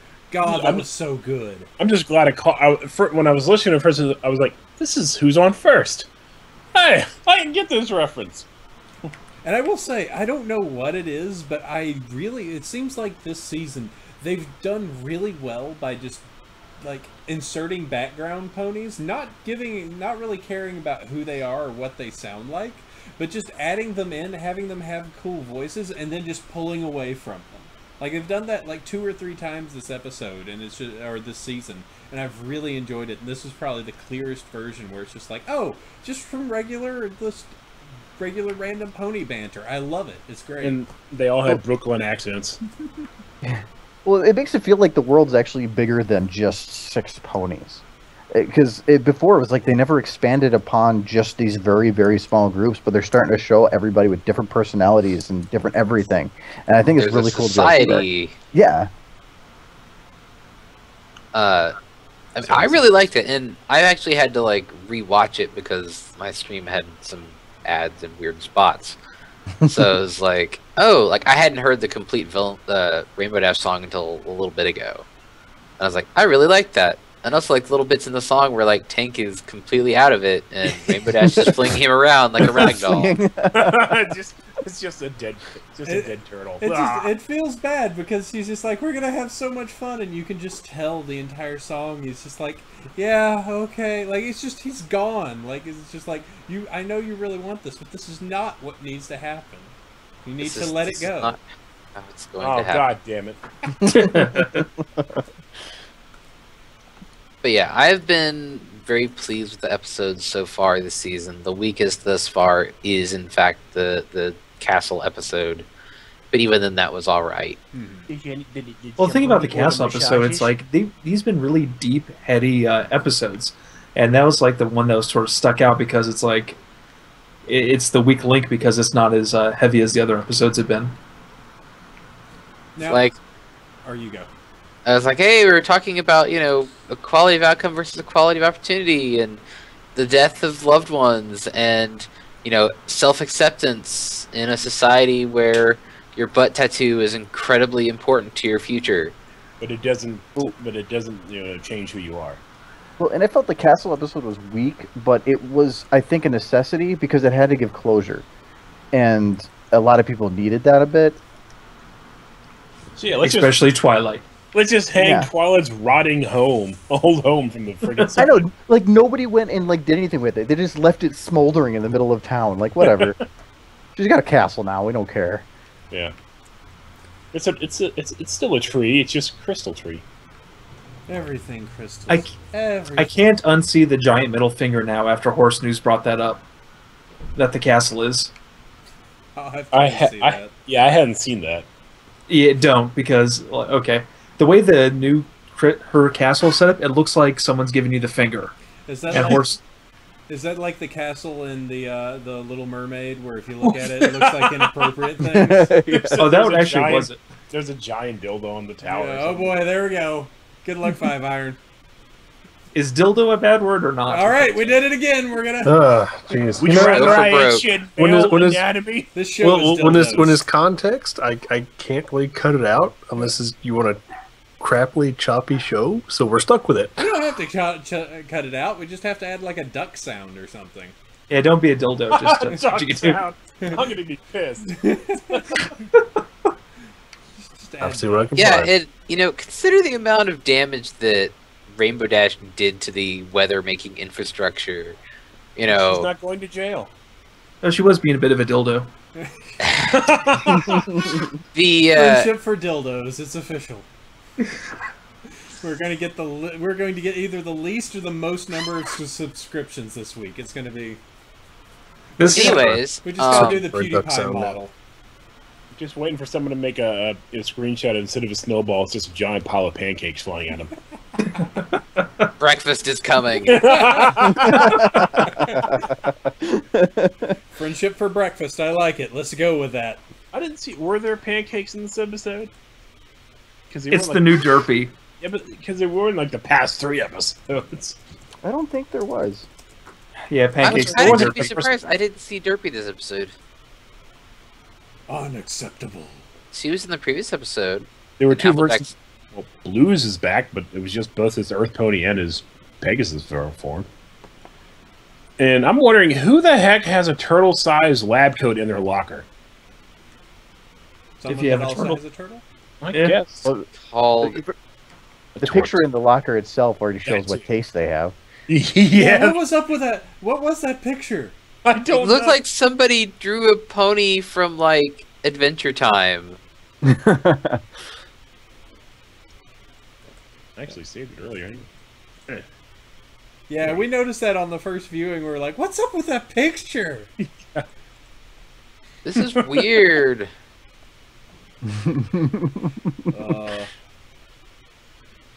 But yeah, and just the way that Rainbow Dash interacts with the other ponies, and like, I'm not mad, I'm not angry. Does this look angry to you? Yes, I'm afraid so. Rainbow Dash. So let's have the discussion. Who was worse this episode, Rainbow Dash or Pinkie Pie? Or Fluttershy. Fluttershy was pretty bad too. All right, that's true. Your winters will be petless. You're a bitch. Jeez, harsh. And it's just like, oh, well, I guess. Well, Pinkie Pie, all the other episodes seem to be very over the top, and then this one she seemed a lot more subdued. I mean, she had her fourth wall moments, but other than that, like it just seemed all the other ones they were blowing her out more out of proportion than normal. Yeah, I don't think she'll ever be as bad as she was in Philly Vanilli. I wanted to punch her in the mouth. Seriously. Throughout the entire episode, I would just want to punch her straight in the face. Let's see. Is there any other? Let me check the chat. Is there anything else regarding the episode? I mean, it was just a damn fine episode all around. Yeah, I quite enjoyed it. It had appropriate, people like to say, feels. Yeah, the feels did hit me like almost near the end of the crying part. It's like, wow, they're really upset. And then the part that got me, like the rest of the parts, like okay, they're all really upset. That's fine. It was the Dash remaining at the very end to read him a story. I'm like, keep it together, keep it together, keep it together, keep it together. It's like, this is what people do at grave sites. No. The only Notice thing, that if they're Go trying to teach the lesson that about grieving over a loss, they're telling people that don't worry, they'll be back in 6 months. yeah, don't worry. We buried your cat in the backyard, kid. He'll be back in 6 months. Yeah, you don't see the cutaway where it's Applejack just rolling her eyes like. Well, that's one thing is like about being a cartoon and a kid's cartoon. You can't really kill off a character, so this is a good way to sort of toe that line. Until I remember comic books. until Tank never appears again. Yeah, They're just going to show the tree and it has RIP written on it. Well, it's like with tear Lord comes Faust back really and wanted holds to the do tree. one, so It's like, and like Fluttershy lied to me. Reality's harsh, Rainbow Dash. You didn't realize that that tank was actually 800 years old. He's a well, top. like I always go back to saying that like Lord Faust wanted to do a death episode in the first season, and that's what the Philomena episode was supposed to be, and then that got shot down. So it took him 5 seasons to finally approve a death episode. Well, it took him 4 seasons to actually, knock on the whole thing, Scootaloo can't fly thing. Yeah, that too. Thanks, Emma But even Larson. that, this season she kind of flew. Well, only She in can her dreams. fly in her dreams. Oh, So what's our panel feeling? Should by the end of the season or the end of the series, should Scootaloo fly or should she remain flightless? she should remain flightless because that's what Lauren intended. Scootaloo was Yeah. never meant to fly. I don't think any of the characters, especially the CMC, like it's like if they're getting their cutie marks. I don't see them ever getting them because how can you slam that into a half-hour episode? And if she did, Scootaloo's will be Scooter related regardless. See, Yeah. I almost see like if they ever want to make like MLP the next generation, like what you would do is you would just transition. You would take the CMCs, they become the main characters. You add in like Diamond Tiara and Silver Spoon because they realized that they were total a-holes and now they're going to be good. And then you do the entire... Babseed. And then you have the main 6 as mentors down to them, and then they're helping. And Granny Smith is dead.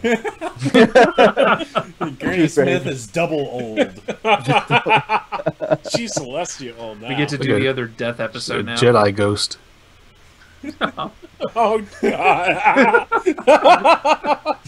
She gets Granny Smith. She gets Harrison Ford old. Oh man. We just replaced Yoda with Granny Smith and the friggin' These are not the apples you're looking for. Let's see if anyone notices. Yeah, help you I can, yes! Let When the nine- lucky win. When 900 years old you reach, be able to buck apples you will not. Oh God. Do or do not, there is no pears. Oh, it's a new meme. We started it. There is another Applejack. The apple family. There is another. Now I'm just imagining all these scenes with Apple Bloom as Luke Skywalker, and Hey, her parents are dead. it's happening. It's happening. Darth Big Mac. I am your brother. No. Yup. Tetra, if you're not on this right now. That's probably a good thing. She's too busy thinking that Scootaloo's still homeless. All right. Is there anything else that we have regarding this episode that we should move forward with, or is that going to be tanks for the memories? Snow nukes are canon. Yes. Yep. Well, if you've messed the factory up enough, anyway. Which I want to say, the only reason that Dash wasn't arrested for that diplomatic immunity. It just shows that if you're famous enough, all you get is a pat on the wrist. Yeah, exactly. Or if it's like really easy to fix, and it's like, well, the snow's here. I mean, the winter's here. Shit. Blew up a factory. Nah, just a couple screws. It's all right. You know, they built their entire city out of clouds. It's like not like their machinery is made out of. Oh wait, it's made out of real things. And not I was actually clouds. expecting Cloudsdale to fall apart. To be honest, She with destroys the city. you. Yeah, just breaks down and collapses to the ground. All right, well, let's see. That will take care of us for Tanks for the Memories. Next week, get ready for Appaloosa's Most Wanted. Oh yeah, I completely forgot about what next week's is. Thanks for So, reminding me. You're welcome. It's written by Dave Polsky. Let's see if we can pull up the details for this particular episode. I think they go after a bandit and hope to get their cutie mark or something. Yes, the main, not the main 6, the CMCs Yep. are going after the infamous outlaw Troubleshoes Clyde to try and get their marks. Yes, underage bounty hunting. Okay, and I believe it is in Appaloosa, so Brayburn maybe. Maybe we'll actually have death after all. No, Sweetie Belle, no! Turns out she's not going to get her cutie mark. Oh, sad fic. All right. Well, you can listen to us next week. We'll talk about that, and yeah, that'll be a good time. All right. So we're quickly approaching our one cool thing time, but before we get to that, I need to remind you just the awesome stuff that you can do for us here at Bronyville. If you actually like this show, if somehow you've listened thus far and you actually really enjoy this, please go over to iTunes, leave us an iTunes review, say that we're awesome, give us 5 stars if you like that, or, if you're using Stitcher, if you're using any other podcast aggregator, please leave us a review. We appreciate all that stuff that keeps us up there, keeps us popular and relevant somehow. We were number, 7? The other day, yeah. And we looked today, and yeah, we were still up there somewhere. I don't know. So fighting off Kevin Smith, Chelsea Handler, Adam Savage. We're fighting them the good fight in that TV and movie category. So leave us the reviews, and we'll keep making sure that Horse is right there, prime and displayed for everybody on the iTunes iTunes charts. And if you like the show enough, we're planning on doing a revamp of our website, a revamp of some of our stuff. We want to do more video stuff, so we're looking at some video equipment that we can do to make this better, and us to have some more crazier stuff that we can do at conventions. So if you are interested and are able, go over to BronyShow.com, BronyvillePodcast.com. That's also where you can find all the links for the show stuff, like all the stuff that we talk about, the news articles, the one cool things we're just about to talk about. If you go over to BronyShow.com, BronyvillePodcast.com, there is a donation area over on the side, and if you feel like giving just a little tip to help us go, we appreciate that, and that just lets us just keep the server going, allows us to get more equipment and do more crazy stuff, so we can put on stupid silly shows on the internet for you guys and let you listen to this craziness. More lens flares. Absolutely. More fake post-in explosions. Michael Bay presents Bronyville. We could have Argo do a entire animate this entire podcast. I'm sure that wouldn't take him long at all. It's just a lot of lip syncing.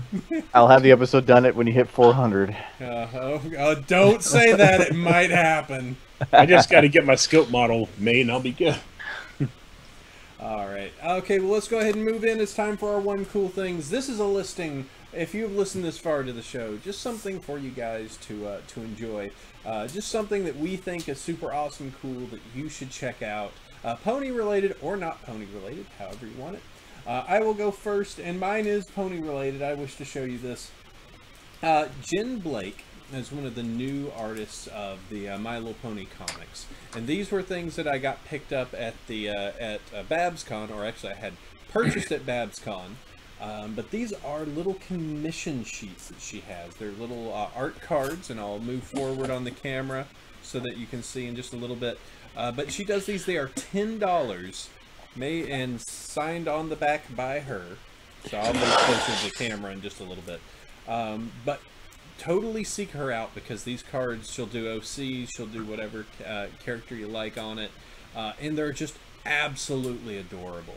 I'll show them once I have probably Alpha talking about his one cool thing. But I love them. They're $10, which is a steal. And the easiest way to reach out to her is she does have a Facebook page of Jen Blake. She puts up all of her stuff. I cannot tell you, she is an absolute gem. And yeah, check out her stuff. So I'll show this to the camera. Alpha, go ahead and explain your one cool thing. Yeah, I thought this week I'd sort of like do some self-pimping, I guess, as far as like personal-wise. So as I've mentioned before in passing, like I do...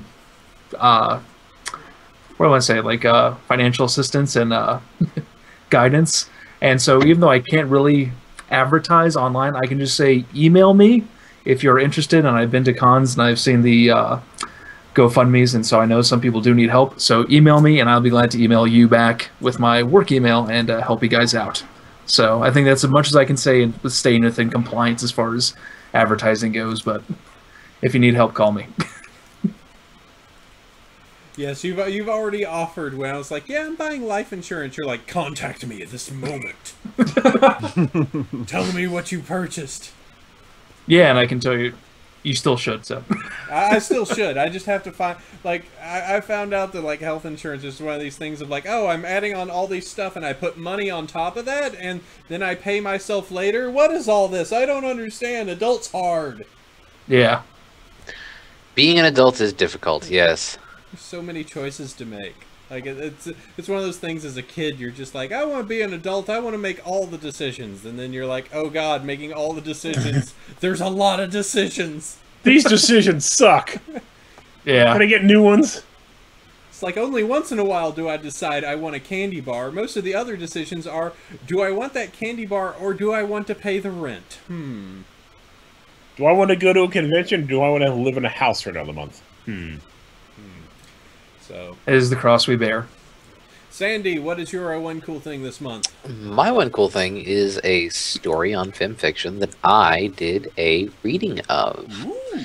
It's a story titled In the Gloaming by DMOFL71. It's a guy named Dave who's actually local here in the Nightmare Nights chat even. It's a short story about Sunset Shimmer having a long day and then her using the back and forth diary to talk to, she thinks, Twilight Sparkle. Dun dun dun. And it is not. It is a short story, 2,700 words. The actual recording is 14 minutes 13 seconds, and it also includes a download if you want to download the file later. Just did it for funsies. I was feeling creative and decided, hey, I'm gonna read a story and then maybe do an audiobook of it. And this was short, it was cute, and I read it. So, And we should read it too. Read Yes. it and check it out. You can follow along. It's like one of those Audible podcast things. ding! Turn the page. Wait, no. There's no page here. Oh, no, I can't. I lost where I'm at. No, shut up. Stop. Shut your mouth. Sandy, stop! They can't turn this Kindle. I flipped it over. Nothing's there. Ah! I can't end attack. By the way, I just want to add a quick addendum. For those of you that are listening to the podcast and catching this after the fact, if you actually go to Twitter and find my Bronyville account or Sandy's account, those are both headshots of the gin stuff right now. I realize that some of you aren't listening to this in the stream. Weird. Yeah. 5 Iron, what's your one cool thing? Okay, so we briefly touched on the leaks from Sony's email hacking extravaganza last week, and there's a channel I watch on YouTube called Nerd News, and they've gone in to talk a little bit about the Sony talks for their Doctor Who movie they're trying to put together, and it's a fun little listen. I won't say much more about it other than give the video a look. Guy does weekly videos on all sorts of nerd stuff. So there's that. Alright, fantastic. Let's see, Scope, what do you got? Well, if on occasion I'll suffer from the condition known as tinnitus or tinnitus in my left ear.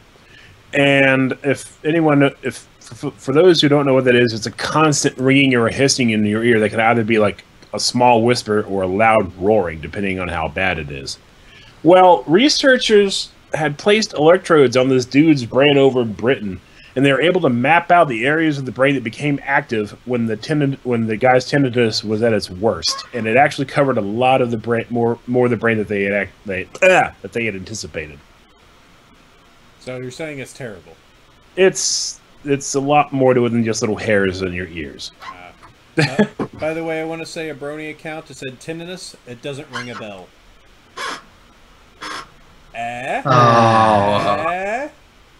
Hate. That's not me. That's a Brony account on the chat. Thanks, Skunk Cider. You're welcome. All right, and Argo, do you have anything in particular you want to pimp or a cool link for this week? I didn't do my homework beforehand, so just link your YouTube channel. Yeah, that works. Or if you think there's someone else that should be pimped, that's cool too. Shameless self-promotion is perfectly acceptable. It's not As we have just advertised. No, I can't really think of anything off the top of my head here. Just say your own channel again. That's cool. There's this cool SFM guy. He makes some like really cool videos. Called Argodaemon. Oh, I've heard of him. Didn't he make that Luna's Banishment Deep Edition video or something? No, that video sucked. Oh, you should... Are you kidding me? That song is the best, but that song's from 1969 anyway. All right, so go check out Argo's stuff. He's awesome. He's cool. He's been a great guest too. You've been fantastic, dude. And I want to thank you for joining us on the show. We've loved having you. Oh, thanks. Thanks for having me. Hey, I'll probably be seeing you at Everfree too. We will. We should hang out. We should do funny, stupid stuff, and all that stuff at Everfree. But that's the point of a con. Sorta. I will be there because I'm dumb. Aw, poor Scope. Poor Scope and his dumbness. But I'll be at BronyCon, but no one cares about BronyCon. Well, you could be. I'll be at BronyCon too. Well, there you go. You two could be friends there. No! It will never happen. I will find you. You don't know what I look like. Fuck you. He's a large man. He's somewhat... He Not as large as I used to be. That's true. You've had a lot of yourself removed. But naturally. Mm-hmm. All right. Oh, let's see. Thank you, Argo, for joining us. Alpha. Yes. Thank you. Yes. Sandy, thank you. You can count on me. 5 Iron, thank you. Okay. Scope, thank you. Don't thank me. Thank Obama. Thanks, Obama. Only if Obama is all of our wonderful guests in the chat right now over at streamup.com/Bronyville. Thanks, Obama. Okay, they'll be over. What if we got Obama? Wouldn't that be a great guest? Oh no! So what's your opinion of the Bronies? Well, I think that the Bronies are a really good group. I support them. But the Republicans think Rarity is the best point. Rainbow Dash is actually. If I had a week, I could explain why there's such a bad idea. It's obviously a bad idea. Okay, if Obama had a favorite pony, who would it be? Princess Celestia. Thank you, Mayor. Or Mayor, yeah. He seems like a Fluttershy to me. I don't know. Sakura. God, why are we talking about this? That's racist. Who said Sakura? That's oh yes, we totally glossed over the fact that Rainbow Dash was dragon racist this episode. Oh God, yes. You had the same thing. You don't have the spoiler tag going. I'm so sorry. All right, that's going to take care of us for this week. That's been episode 172. We'll be back next episode 173. And remember, Tuesday, most likely, possibly Thursday. Keep a note on the Twitter. We will have Ingrid, the voice of Maud, on, since she will be a guest at Everfree Northwest. And we'll be recording that. For those of you that are in the stream, obviously she will not be joining us, but we will be playing the recording on the stream so that you can enjoy it and watch and be in awe or happiness. So if you are on the stream on Tuesday, you will be able to take part. Your chat will be over there, and we can answer. Well, but on Saturday, if you're here, she will not be here, but we will be playing the recording from our previous meeting. So there you go. Yes. So, all right. So that will take care of us for this week. That has been episode 172. We'll catch you next week for more horse. Sleep well, everybody. Adios. Good night, everybody. I hate chicken. Hit the button.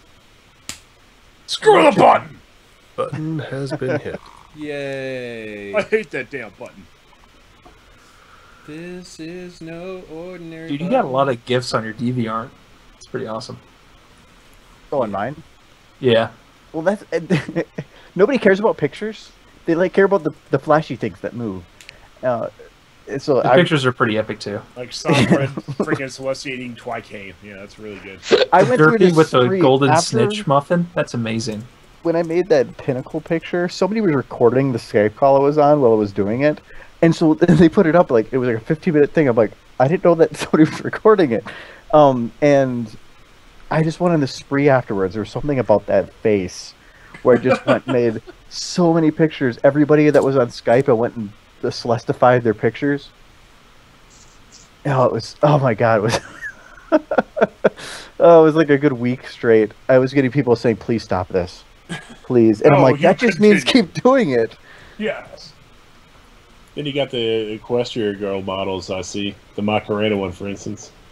Come to Pinky, that one too. There was when I made that Come to Pinky one, it was on a stream, and just after that, I made like Twilight do the weirdest book dance. Right, just attach books to either arms. I was like, woo! Oh god! And those battles were fun. I'm not gonna do any videos with them, but they are really fun to mess with. Something different. I saw the one that you had of just Rainbow Dash kind of like punching herself in the face like 80 times. Or no, Twilight. Well, no, it was Rainbow Dash punching herself. Oh, yeah, it was. No, and that was made because there was no rig for her, the automated rig, and I modified it so that it would work. So the reason that I made that was because I just wanted to show that I was grabbing the arm and moving it by itself. And so that's the whole reason it exists. It wasn't made to be funny. It was made to show what it could do. And like, whatever. But this looks like she's just punching herself in the face repeatedly, just while frowning. There was a little bit, and that's only about a third of it. When I was recording myself, I had the arm going through her head, and I was like, I'll stop there. Dude, these are all amazing. I don't think I got a chance to say that during the stream, but... I put more stuff on DA than I do on YouTube, to a degree. At least more often. Well, you also have more of your work in progress stuff in there anyway. Yeah, work in progress stuff, or like I just made a picture the other day, and because I felt like it. But also, like pictures and stuff only take like a day or two, instead of a video taking months and months. Sargo, sorry, go ahead. A lot of those GIFs and stuff too. Like I think the one where it's like Rainbow's being swung by her tail. That one was just a modification of the swing from Flydash. So it was just, I just take stuff from videos and I just make other little bits from it.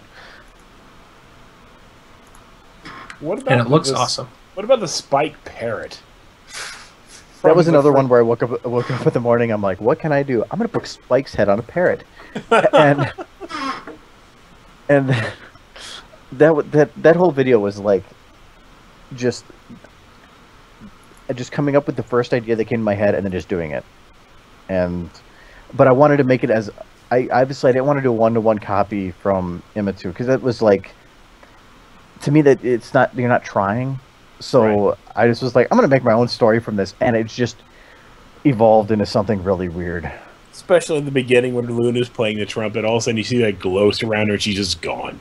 Originally, when I originally did that, it was Rainbow Dash playing the trumpet really cheaply and just throwing her, and it was so cheap. But then I was like, well, now I got to make a story from this. I'm like, well, what can I do? So I replaced Celestia in the second part with Luna, put Nightmare Moon on the moon instead of Celestia, completely redid the parts so that it was good. And it's Luna's banishment, but I'm like, where in there is? It happens in the first 3 seconds. Yeah, she's just tossed to the moon right there. Mm-hmm. Then you got Twilight running, hanging off of a burning balloon with Spike running around in terror. So Argo, what's your schedule like? I know that you said you had those panels, but what day are you coming in on Forever Free? I'm flying out with a friend locally here, and we're getting in there about 11 a.m. on Thursday, and then I can't remember what time we're leaving. I don't really care as much about that time. But it's Monday sometime. But yeah, so I like day 0 stuff, so I want to get there earlier. Okay. I knew that on day 0 what I was going to do is roll up to actual Seattle proper and like do the special Starbucks roaster place, and then there was a gaming pub I wanted to hit up. So I didn't know if you were going to be free like later in the day or anything. It'd be cool to hit up and like drink and do stupid stuff. I don't have any plans, really. There's a guy I know in the area I got to contact, because I've known for a few years that I wanted to kind of see, but I don't even know when he's available. But my only plans right now are to fly in, do some stuff, and leave. So I prefer winging everything. So, but yeah, I can see what. But yeah, I can probably. At the very least, if I could just steal you to the bar or something and just talk bullshit and pony drama for a while, that'd be fun. Yeah, that's fine. Yeah, we can work some out. Cool. Let's see. Oh, I got one question for you about the Luna's banishment. How do you get the vibrating arms? Is it just like really fast animation that does that, or? There's one of the sliders you have is for jitter, And so I just selected that one axis for the arm and then just hit it with a crap load of jitter. So it just literally stutters itself. And I then would still grab parts of it to do a smooth motion, but yeah, I would just jitter all over the place. I've had people ask too, they're like, why is Nightmare Moon not? I'm like, because I wanted to make her look like the sane one. She's the one that gets hit by a crazy floating pirate ship with a, Flufflepuff, so. Yeah, with the friendship cannon.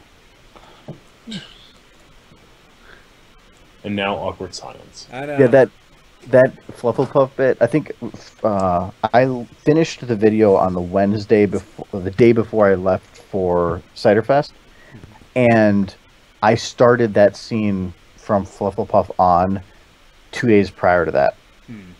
And I'm like, I have no idea how I'm going to end this. And I'm like, I'm just going to shoot somebody out of a cannon. Well, any pony animated out of a cannon is going to be horrible to animate. I'm like, well, Flufflepuff's just a ball. I'm like, well, that'll work. So, Yes. Just a fuzzy ball. And thus, it totally did. At first it looked like a snowball, and then it hit, and I'm like, oh, it's Fluffle, there you go.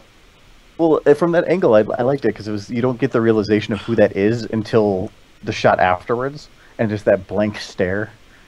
And then, boop. Tacos. And people are like, "Oh, it's a reference to the Flufflepuff house," and I'm like, "Oh crap, I forgot he did it in that." And like, it was just complete. I just did it without even thinking that they had already done something like that too. Oh, let me think. Yeah, it's been kind of weird. One thing that we didn't talk about this week was Fluffle kind of posted something on Twitter being like, I don't know about stuff anymore. I've actually reached out to Fluffle and being like, I really like your stuff. I've been meaning to talk to you for ages. And it's like, you should have talked to me earlier. It's a very interesting individual to talk to. He is, yeah. I'm trying to like work down the roads because we were.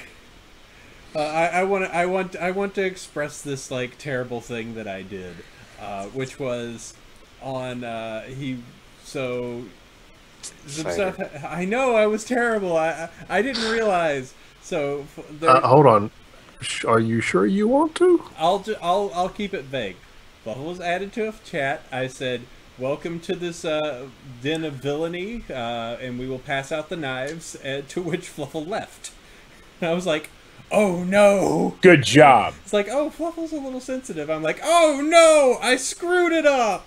Oh that's no! It. We're done. I felt really bad. I'm like, I wanted to talk to this guy for like a year, and I messed it up. I had him on my list, and I was going to start talking, and oh no! You blew it. I know. I totally screwed it up, but it looks like things are better. Yeah. Hey, Argo. Good. Yeah. Click that what I just posted in the Skype chat. I think you'll enjoy it. No, oh god. Totally not a trap. That's usually something very scary. I don't do that when Scope says to click things. Oh yeah. Well, hey, that freaking cockatoo running around screaming nonsense was one of the best videos ever. It really is. He's got me there. And of course, this is our theme song. Okay, a few episodes back. Come on, it's Lamb, and welcome to the channel. Oh god, I'm not clicking this now that I know.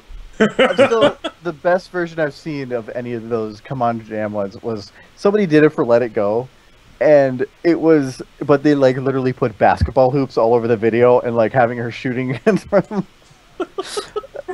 The best pony remix I've seen, the one that keeps being an earworm for me, is the cafeteria song from the first Equestria Girls mixed with the All-Star song by Smash Mouth. Oh wow. Okay, I gotta find this. It's so good. Wow.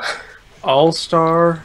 I can't even. Yeah, you may have to find it. Like, they replace all the words with All-Star, and it lays directly on top of each other. Yeah, but don't they slow or like speed up the song or something? They slow All-Star.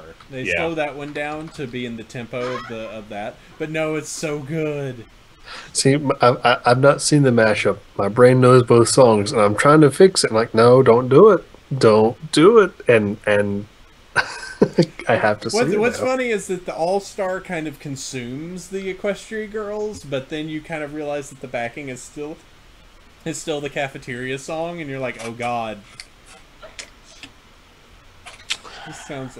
yes, if somebody can find the link to that one, I love that. I love that remix. It's so good.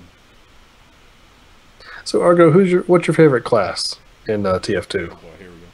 See, Medic. I maintained I did not go into that the entire show. You were actually pretty quiet this entire show.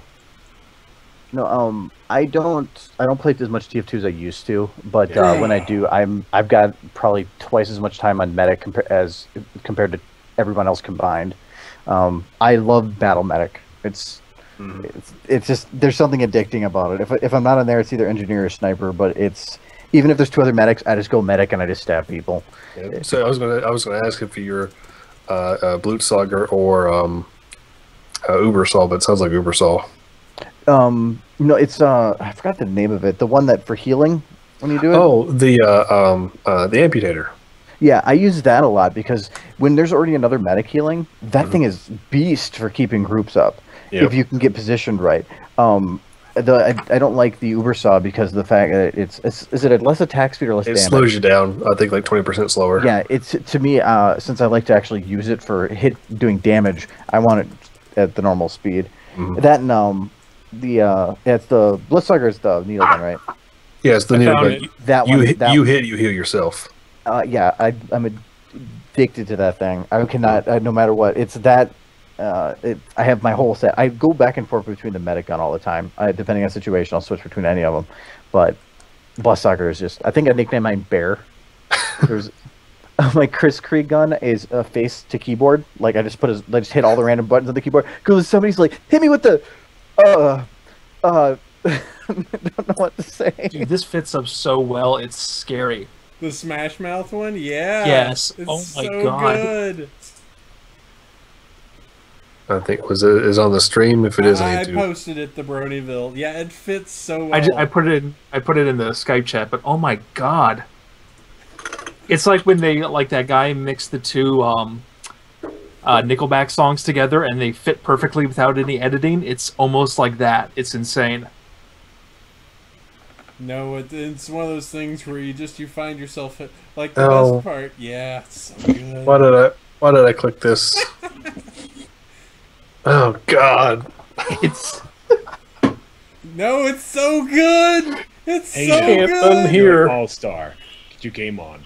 Go play. God, it's horrible. No. It's so amazing. Keep watching. It's great when it hits the chorus because you can just hear the Equestrian Girls theme behind it. It's so good. Also, there's the whole Pinky's dress is transparent. Yes, and it's showing scenes from the music video. Oh my god, the bridge. The bridge is great. I need to redo my one cool thing. We can do it next week. It's great. We can't all have the same one cool thing because this is next week. It's just this. I want to bring up. Can this be our new theme song? Do you think I didn't ponder that? Everybody has their weird ass boots. Oh, that is amazing. Well, you might as well swim. I gotta download that. I'm downloading that. Just play that and people are like, "What's this?" Just like that's my new ringtone. Don't ask. Don't ask. Set VLC to have it as your desktop. Get a text message. That guitar solo. I know, right? The Flash Century guitar solo. Oh, it's so good. It's one of the few things where I'm just like, I can listen to this every day. It's like a non-cynical listening of Discord. Like at this point, it's just like, oh yes. So stupid. I can't stop watching. It's so good. It's so brilliant. It's two great tastes that go great together. This is sad, but amazing at the same time. I still think the Charles, Mary, France, Barkley, Jean-Jacques Perry versus Quad City was pretty good. Oh, I love that, man. Unfortunately, now every time I hear Mary Frank by itself, I just start singing the Quad City DJ. Come on, this way. I'm in the car and I've got on my freaking iPod and I play and I just goes going, come on, this way. Welcome to the jam. How would you, what would your feeling be if you were just pulling up to another car at the stoplight and the Space Jam song kicked? You'd just be like, oh, it's happening.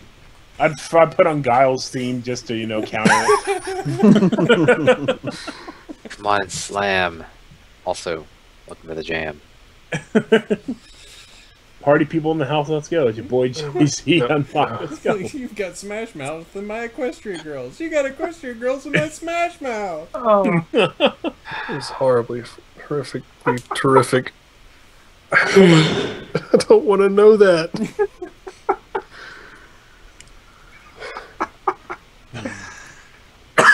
Hey, now you're an all-star. Get your game on. Go play. Let's see. Of other stuff that I've done, I've got a box. What kind of box? I've got a box. Exciting. I put all my my secret shipfic folder in a single box. Went and purchased this today. After listening to Sandy, I included all of the Ponyville University stuff in. And I only picked certain of the expansion deck, the No Holds Barred, because some of those cards are kind of broken. Like Choco Pony? No, Choco Pony's not part of it. I have a friend that whenever they go to play, he's like, which deck do you want to use? Which expansion? We're like, that one. And then when we're done, he's like, now we have to separate them. And he has to go and pull everyone out, put it back in their box. I mixed them all. It's like work. There you go. I can see if you mix them all, some of the goals could be really difficult. Mm-hmm. It's like the Zecora one. It's like you ship Zecora in Twilight. It's like Zecora comes up as like one card at this point. Like it's really hard to do that. she only has one card in the game. Oh, Cheerily too, or she have There's two? multiple. She has. Okay. There's up to 3 now if you have the expansion. There's a Cheerily from the No Holds Barred expansion. There's a Cheerily in the University, and the basic Cheerily. Help! I'm trapped in a shipping card game. So there's basic ass Cheerily, test subject Cheerily, and Mrs. Robinson Cheerily. And if Miss Robinson Cheerily is shipped with any pony with the PCC or university keywords, he immediately leaves the game. It's great. Yeah, but what the rule I've instilled is that I've got every part of the university one. I've added in every part of the little expansion packs I've picked, except for the MLP cards, because it's just like ship Tracy with any 3 pony. I was just kind of like, this is the cards where like the goal is ship X character. They come up so infrequently, especially if you have like all the cards in there. It's kind of like, Yeah, well, basically we tried mashing up all the cards together, and it was just unplayable mess. Mm-hmm. So we tossed out most of those OCs, kept some of the good ones, but the Ponyville University ones. I also used all the expansion cards except the BabsCon ones, because the BabCon ones are slightly larger than every other card in the game. Mm-hmm. They fucked up. Yeah. My rule was, so I have all of the university, and for the No Holds Barred, I only included those which were like variations of the main one, so the Celestia, the Waifu Stealer, Flash Sentry, as well as anyone that I knew personally. So Timo's in it. Some of my other friends like Blown Wing, MP3, some others are inside of there. So I was like, oh, I know them from places. Tee. Yeah, So I don't have a card. You don't have a card. You know what? We do need to get on that thing of actually creating cards. Yeah, we do. Yeah. Of course, remember, if you played mine, the game would just end. We talked about doing that for SFM at one point. Just having SFM style cards. Hey. Yeah, well, that's the thing is, we're like, how are we going to make that work? Like, they would just be so different. And so it never panned out, but we thought about it. You know, if you guys wanted to do like a SFM, like we're planning on doing like a collected, like it's like Equestria Daily, our show, Ponyville Live, a few others. If you wanted to have a card that was part of that, at least as part of the SFM community or something, that'd be cool. We could do that as part of it. Yeah, that'd be fine. Well, Cool. since it's the SFM community, and because you said the word pan a minute ago, I feel like somebody should have a pan in there. Huh? Yeah, sorry. That's a very specified joke. I'm sorry. So, I Thank you, just Sandy. decided to go to Twitch, and there's a dude who has a video set up on a pinball machine. Does that count? Yeah, it totally does. You're 'Cause he playing the does game. it- I mean, The thing is that I was talking with Holler, and he found if you actually look at the games, like SFM is considered a game for one, but there is under categories you can select creative.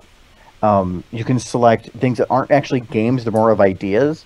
And he's looked into it, and it's basically as long as you are providing entertainment to the viewers, you can usually get away with it. So I'm trying to imagine what any stream that would not create entertainment. It'd be like Well- here's a wall. Well, like if you're just going and streaming yourself drawing things or something, you're not interacting with people. There's other websites for that. There's people that just go in there and have their 24-hour thing playing, whatever, that may not show podcasts. You know, they're not really related to the creation of entertainment or whatever. There's this, I guess, there's this fine line, but it does allow the ability to have more than just games in there. But I think that it just depends on mods that come through. I've never had a problem, and I've been doing it for over a year now on Twitch. There's some very weird stuff. I just found out about some like really popular thing that's happening in South Korea, where there are people that set up streams and they sit there and they eat enormous amounts of food, and people they actually get paid several $1,000s to sit there, and people go like, "Here, eat 3 pizzas now," and they just. I'm in the wrong profession. I know. there's a lot of BBWs that do that. Yeah. No, it's What a what? No, it's like I love Twitch I'm not going just into because that. like the random shit people do, and I stream on Twitch. I'm streaming Dark Souls right now, going through without like guides or anything.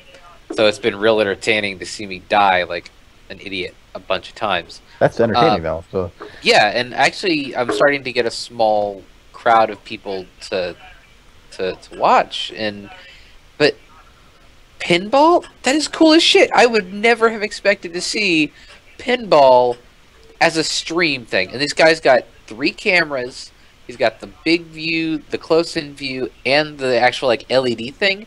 And he's just talking up a storm, playing games of pinball. Oh God, Sandy! Imagine if like you did something with like the Pacific Pinball Museum and set up a cam on like the old machines that they had there, and each stream you just did a different machine. Oh, that would be awesome. That would be like a all donations go to them kind of thing. Mm-hmm. No, that'd be pretty awesome. I just gotta say, your videos are awesome, dude. I've just been sitting here watching these.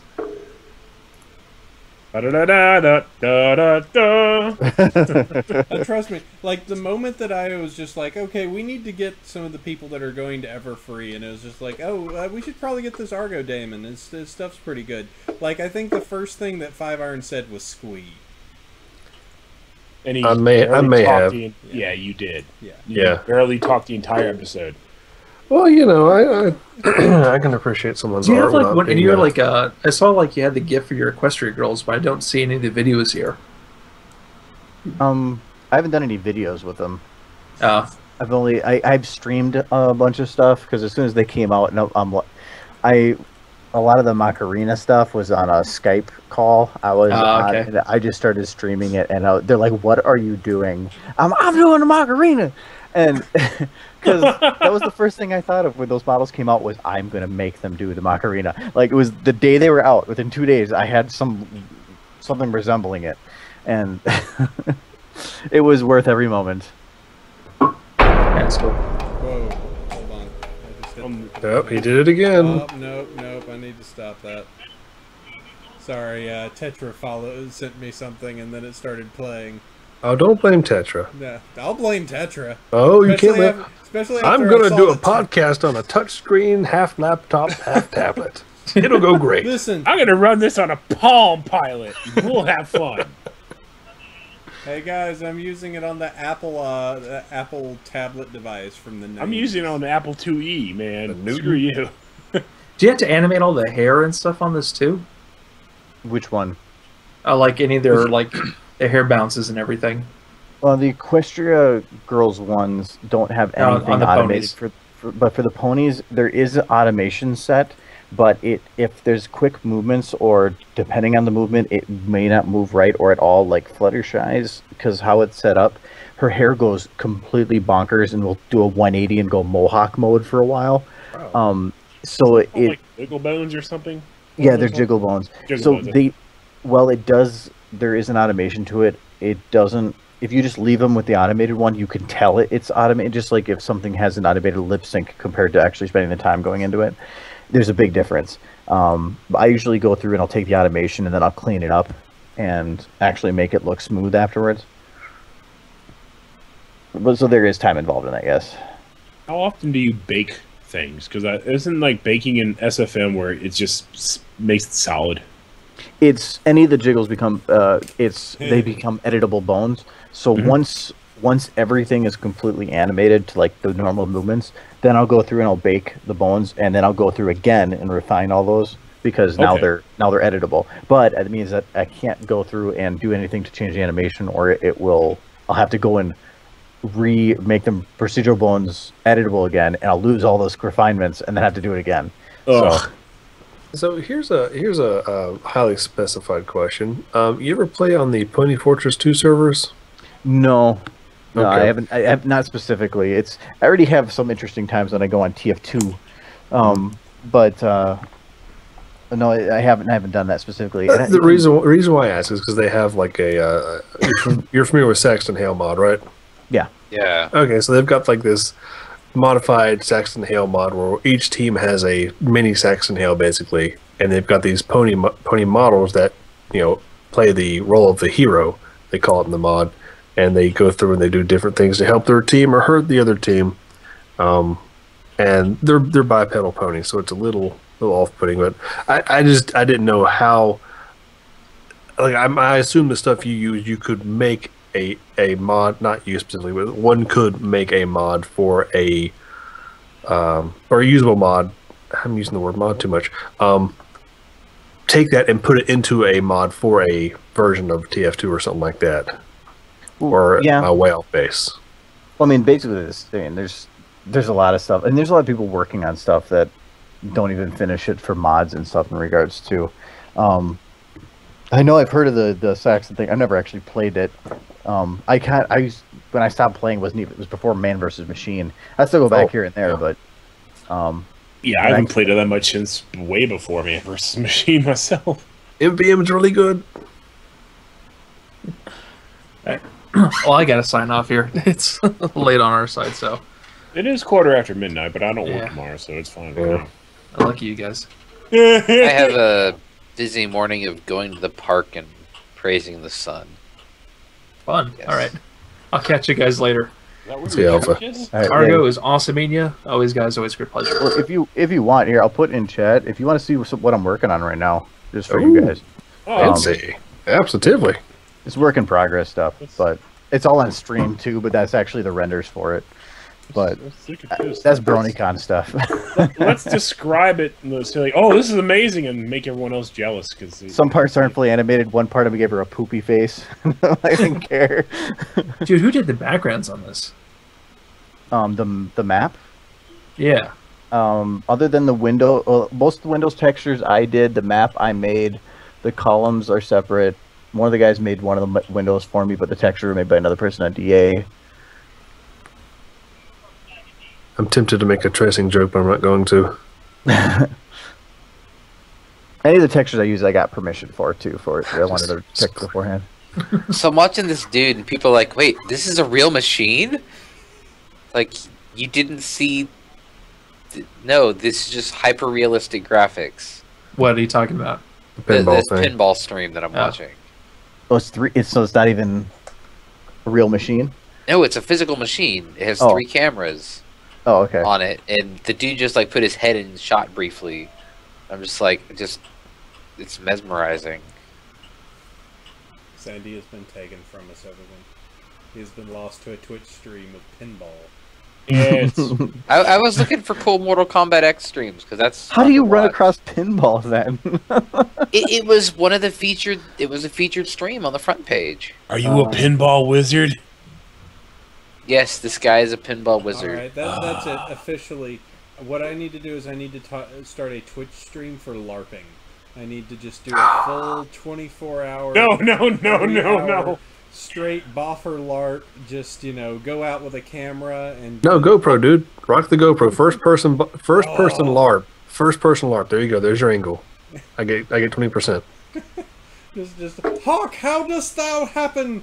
We are on thine Twitch streams, sending this across thine kingdom to the wizards.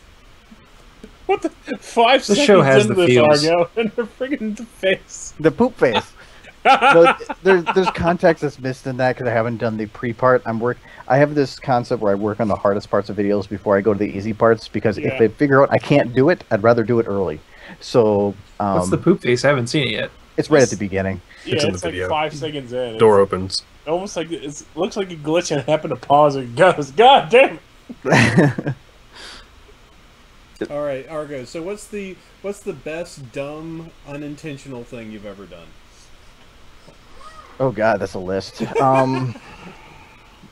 Good God, Sandy, that drink! Holy crap! I know the thing is It's too. tea. This is my travel Also, beer. What are you it's talking not- about? It's a travel mug. It's It's not- 2 ounces and lasts me like the entire fucking day. You might as well be lifting a bucket. It is a bucket in a sense. Well, at least it's unsweetened tea, right? Jesus Christ. All right, Argo. Sorry. I'm trying to think of like the best because I'm trying to think if there's any video that came. I mean, the one about The beer, the beer glass was more acceptable, I suppose. Okay, that's fine. Um, Sandy. All right, now I'm But- seriously signing off. I'll catch you guys later. Bye, Alpha. All right, later. But I mean, like the Wonder Bros. Nation was basically an accident. I do so much. There's so much stupid stuff on the stream that I just delete because like I had a part where I make Spike break dance on the ground around them. I had Applejack walking backwards around people, or I had one where in that video towards the end, Pinky goes and glomps Twilight, and I went and like copied Twilight about 40 times, and I delayed them all, so it looked Oh, like I she saw jumped that. and knocked them all down in a row, and it looked like bowling for Twilight. But I also replaced it so Pinky was jumping with knives and was swinging them at her, and it was just this little stupid stuff just pops up out of nowhere. Yeah, Or people are like, that looks creepy, so I'll like that. Do you think that's creepy? So I'll like put a knife on her hand, and like she's slowly walking up to them, and it's just Yeah, I saw I- you did like a best of recently, and Yeah. I saw the one where like Twilight all like just did the circular like multiple spawned, but they all ended in the same spot. yes, that was a complete accident. Because it's like you make the one where they're going in one circle or something, and then you copy paste and delay it, and copy paste delay, so they all like kept multiplying. Well, then they all still are ending at the same spot. So yeah, they all had a giant nose. But I mean, and even that video, I had to cut out like 2 hours of footage to make it fit into that. I mean, there's so much stupid. But that's what keeps it entertaining. I really, for a while there, all I was doing, any work I was doing on anything was only during streams. So that they keep it fun. So is there anything? I guess so. Some of these questions feel like ones I should have asked like an hour ago. But is there any like new animation you're doing, or anything you got like in the hopper right now? Well, the one I linked is the one I'm mainly working on right now, and that's even a fairly old one. I've got a lot more done now. But I'm also doing stuff for Anthology, so I have a couple that I'm getting done for that, and that's taken up my small video time. I have a Fallout one that I've started, but I haven't gotten too far into again. I have a ponification of a Full Metal Alchemist intro that is about half done, but that one's been put on pause waiting for a Shining Armor model to update.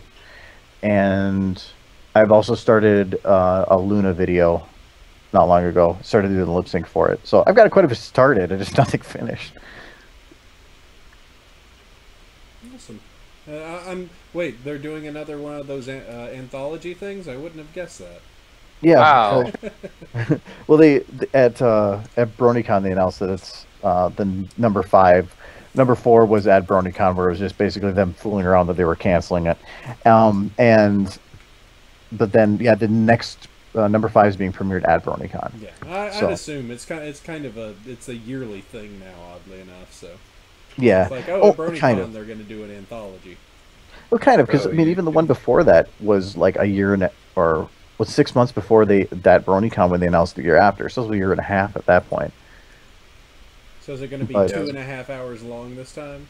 They keep ratcheting up.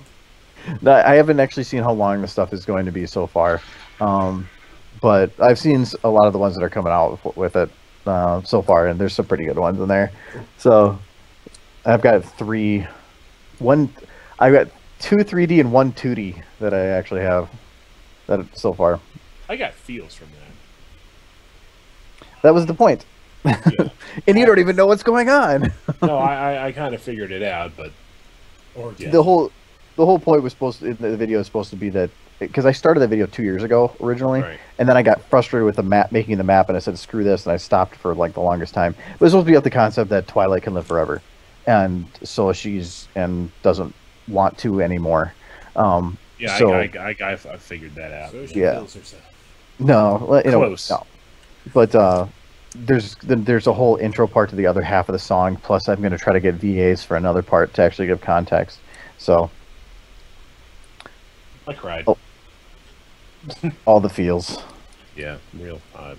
Yeah. A quick thing out to the people that are still in the chat, by the way. If any of you have any questions that you want we're going to need to make a document for our interview with Ingrid, which again coming up Tuesday. If there's anything in specific you're interested about that you can ask, feel free to put it in the chat. We'll add it as appropriate into the document of stuff, because we've got to forward that to the agent who approves it, then states that she can answer said question. So if you want first preferential treatment to questions, if she likes rocks, really, what's her favorite rock? I think that might be a little basic, but feel free to do that.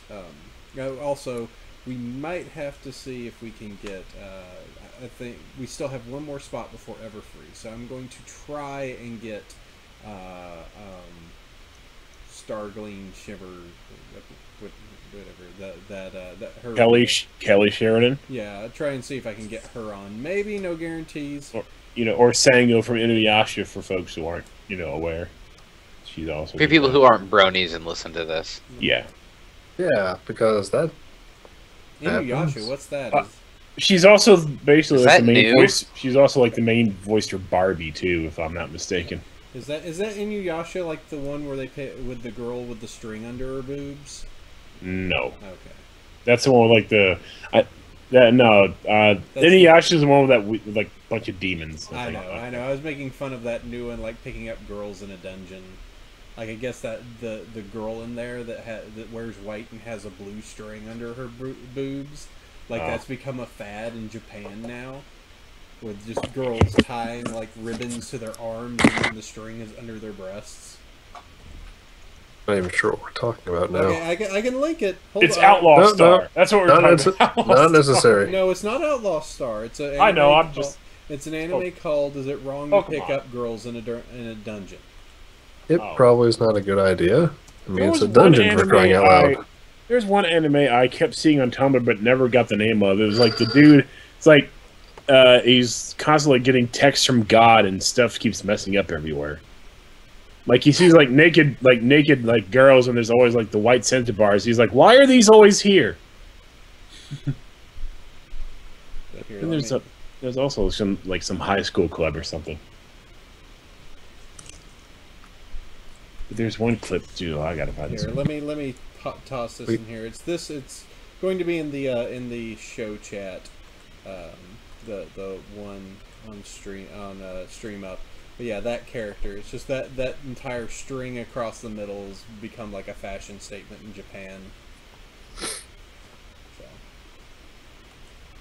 'tis weird. Which, by the way, can we all agree that the winter outfits that they had at the very end of the episode were mega cute? Seemed a little bit excessive in some degrees. Rarities but... was fabulous. Rarities was a breakfast at Tiffany's outfit. Yeah. I like Dash's because Dash's was like the blue and red and yellow. Like it felt like she was just picked it up out of an '80s just swap meet. I liked the evening gown she was wearing, where like or that almost bathrobe thing, where she was wearing she had the Tank slippers and Tank had the rainbow dash. Oh yeah. Sorry about that up. Just like they have slippers on each other, and she had like the little rainbow dash. Well, people are like, "Oh, I want Rainbow Dash slippers," and then somebody links to like they exist. I mean, and Rainbow Dash had Tank slippers. Yeah. If there's not a Rainbow Dash in like Rainbow Dash pajama with slippers at BronyCon, it's gonna sad days. Hand them over. There will be. There will be many.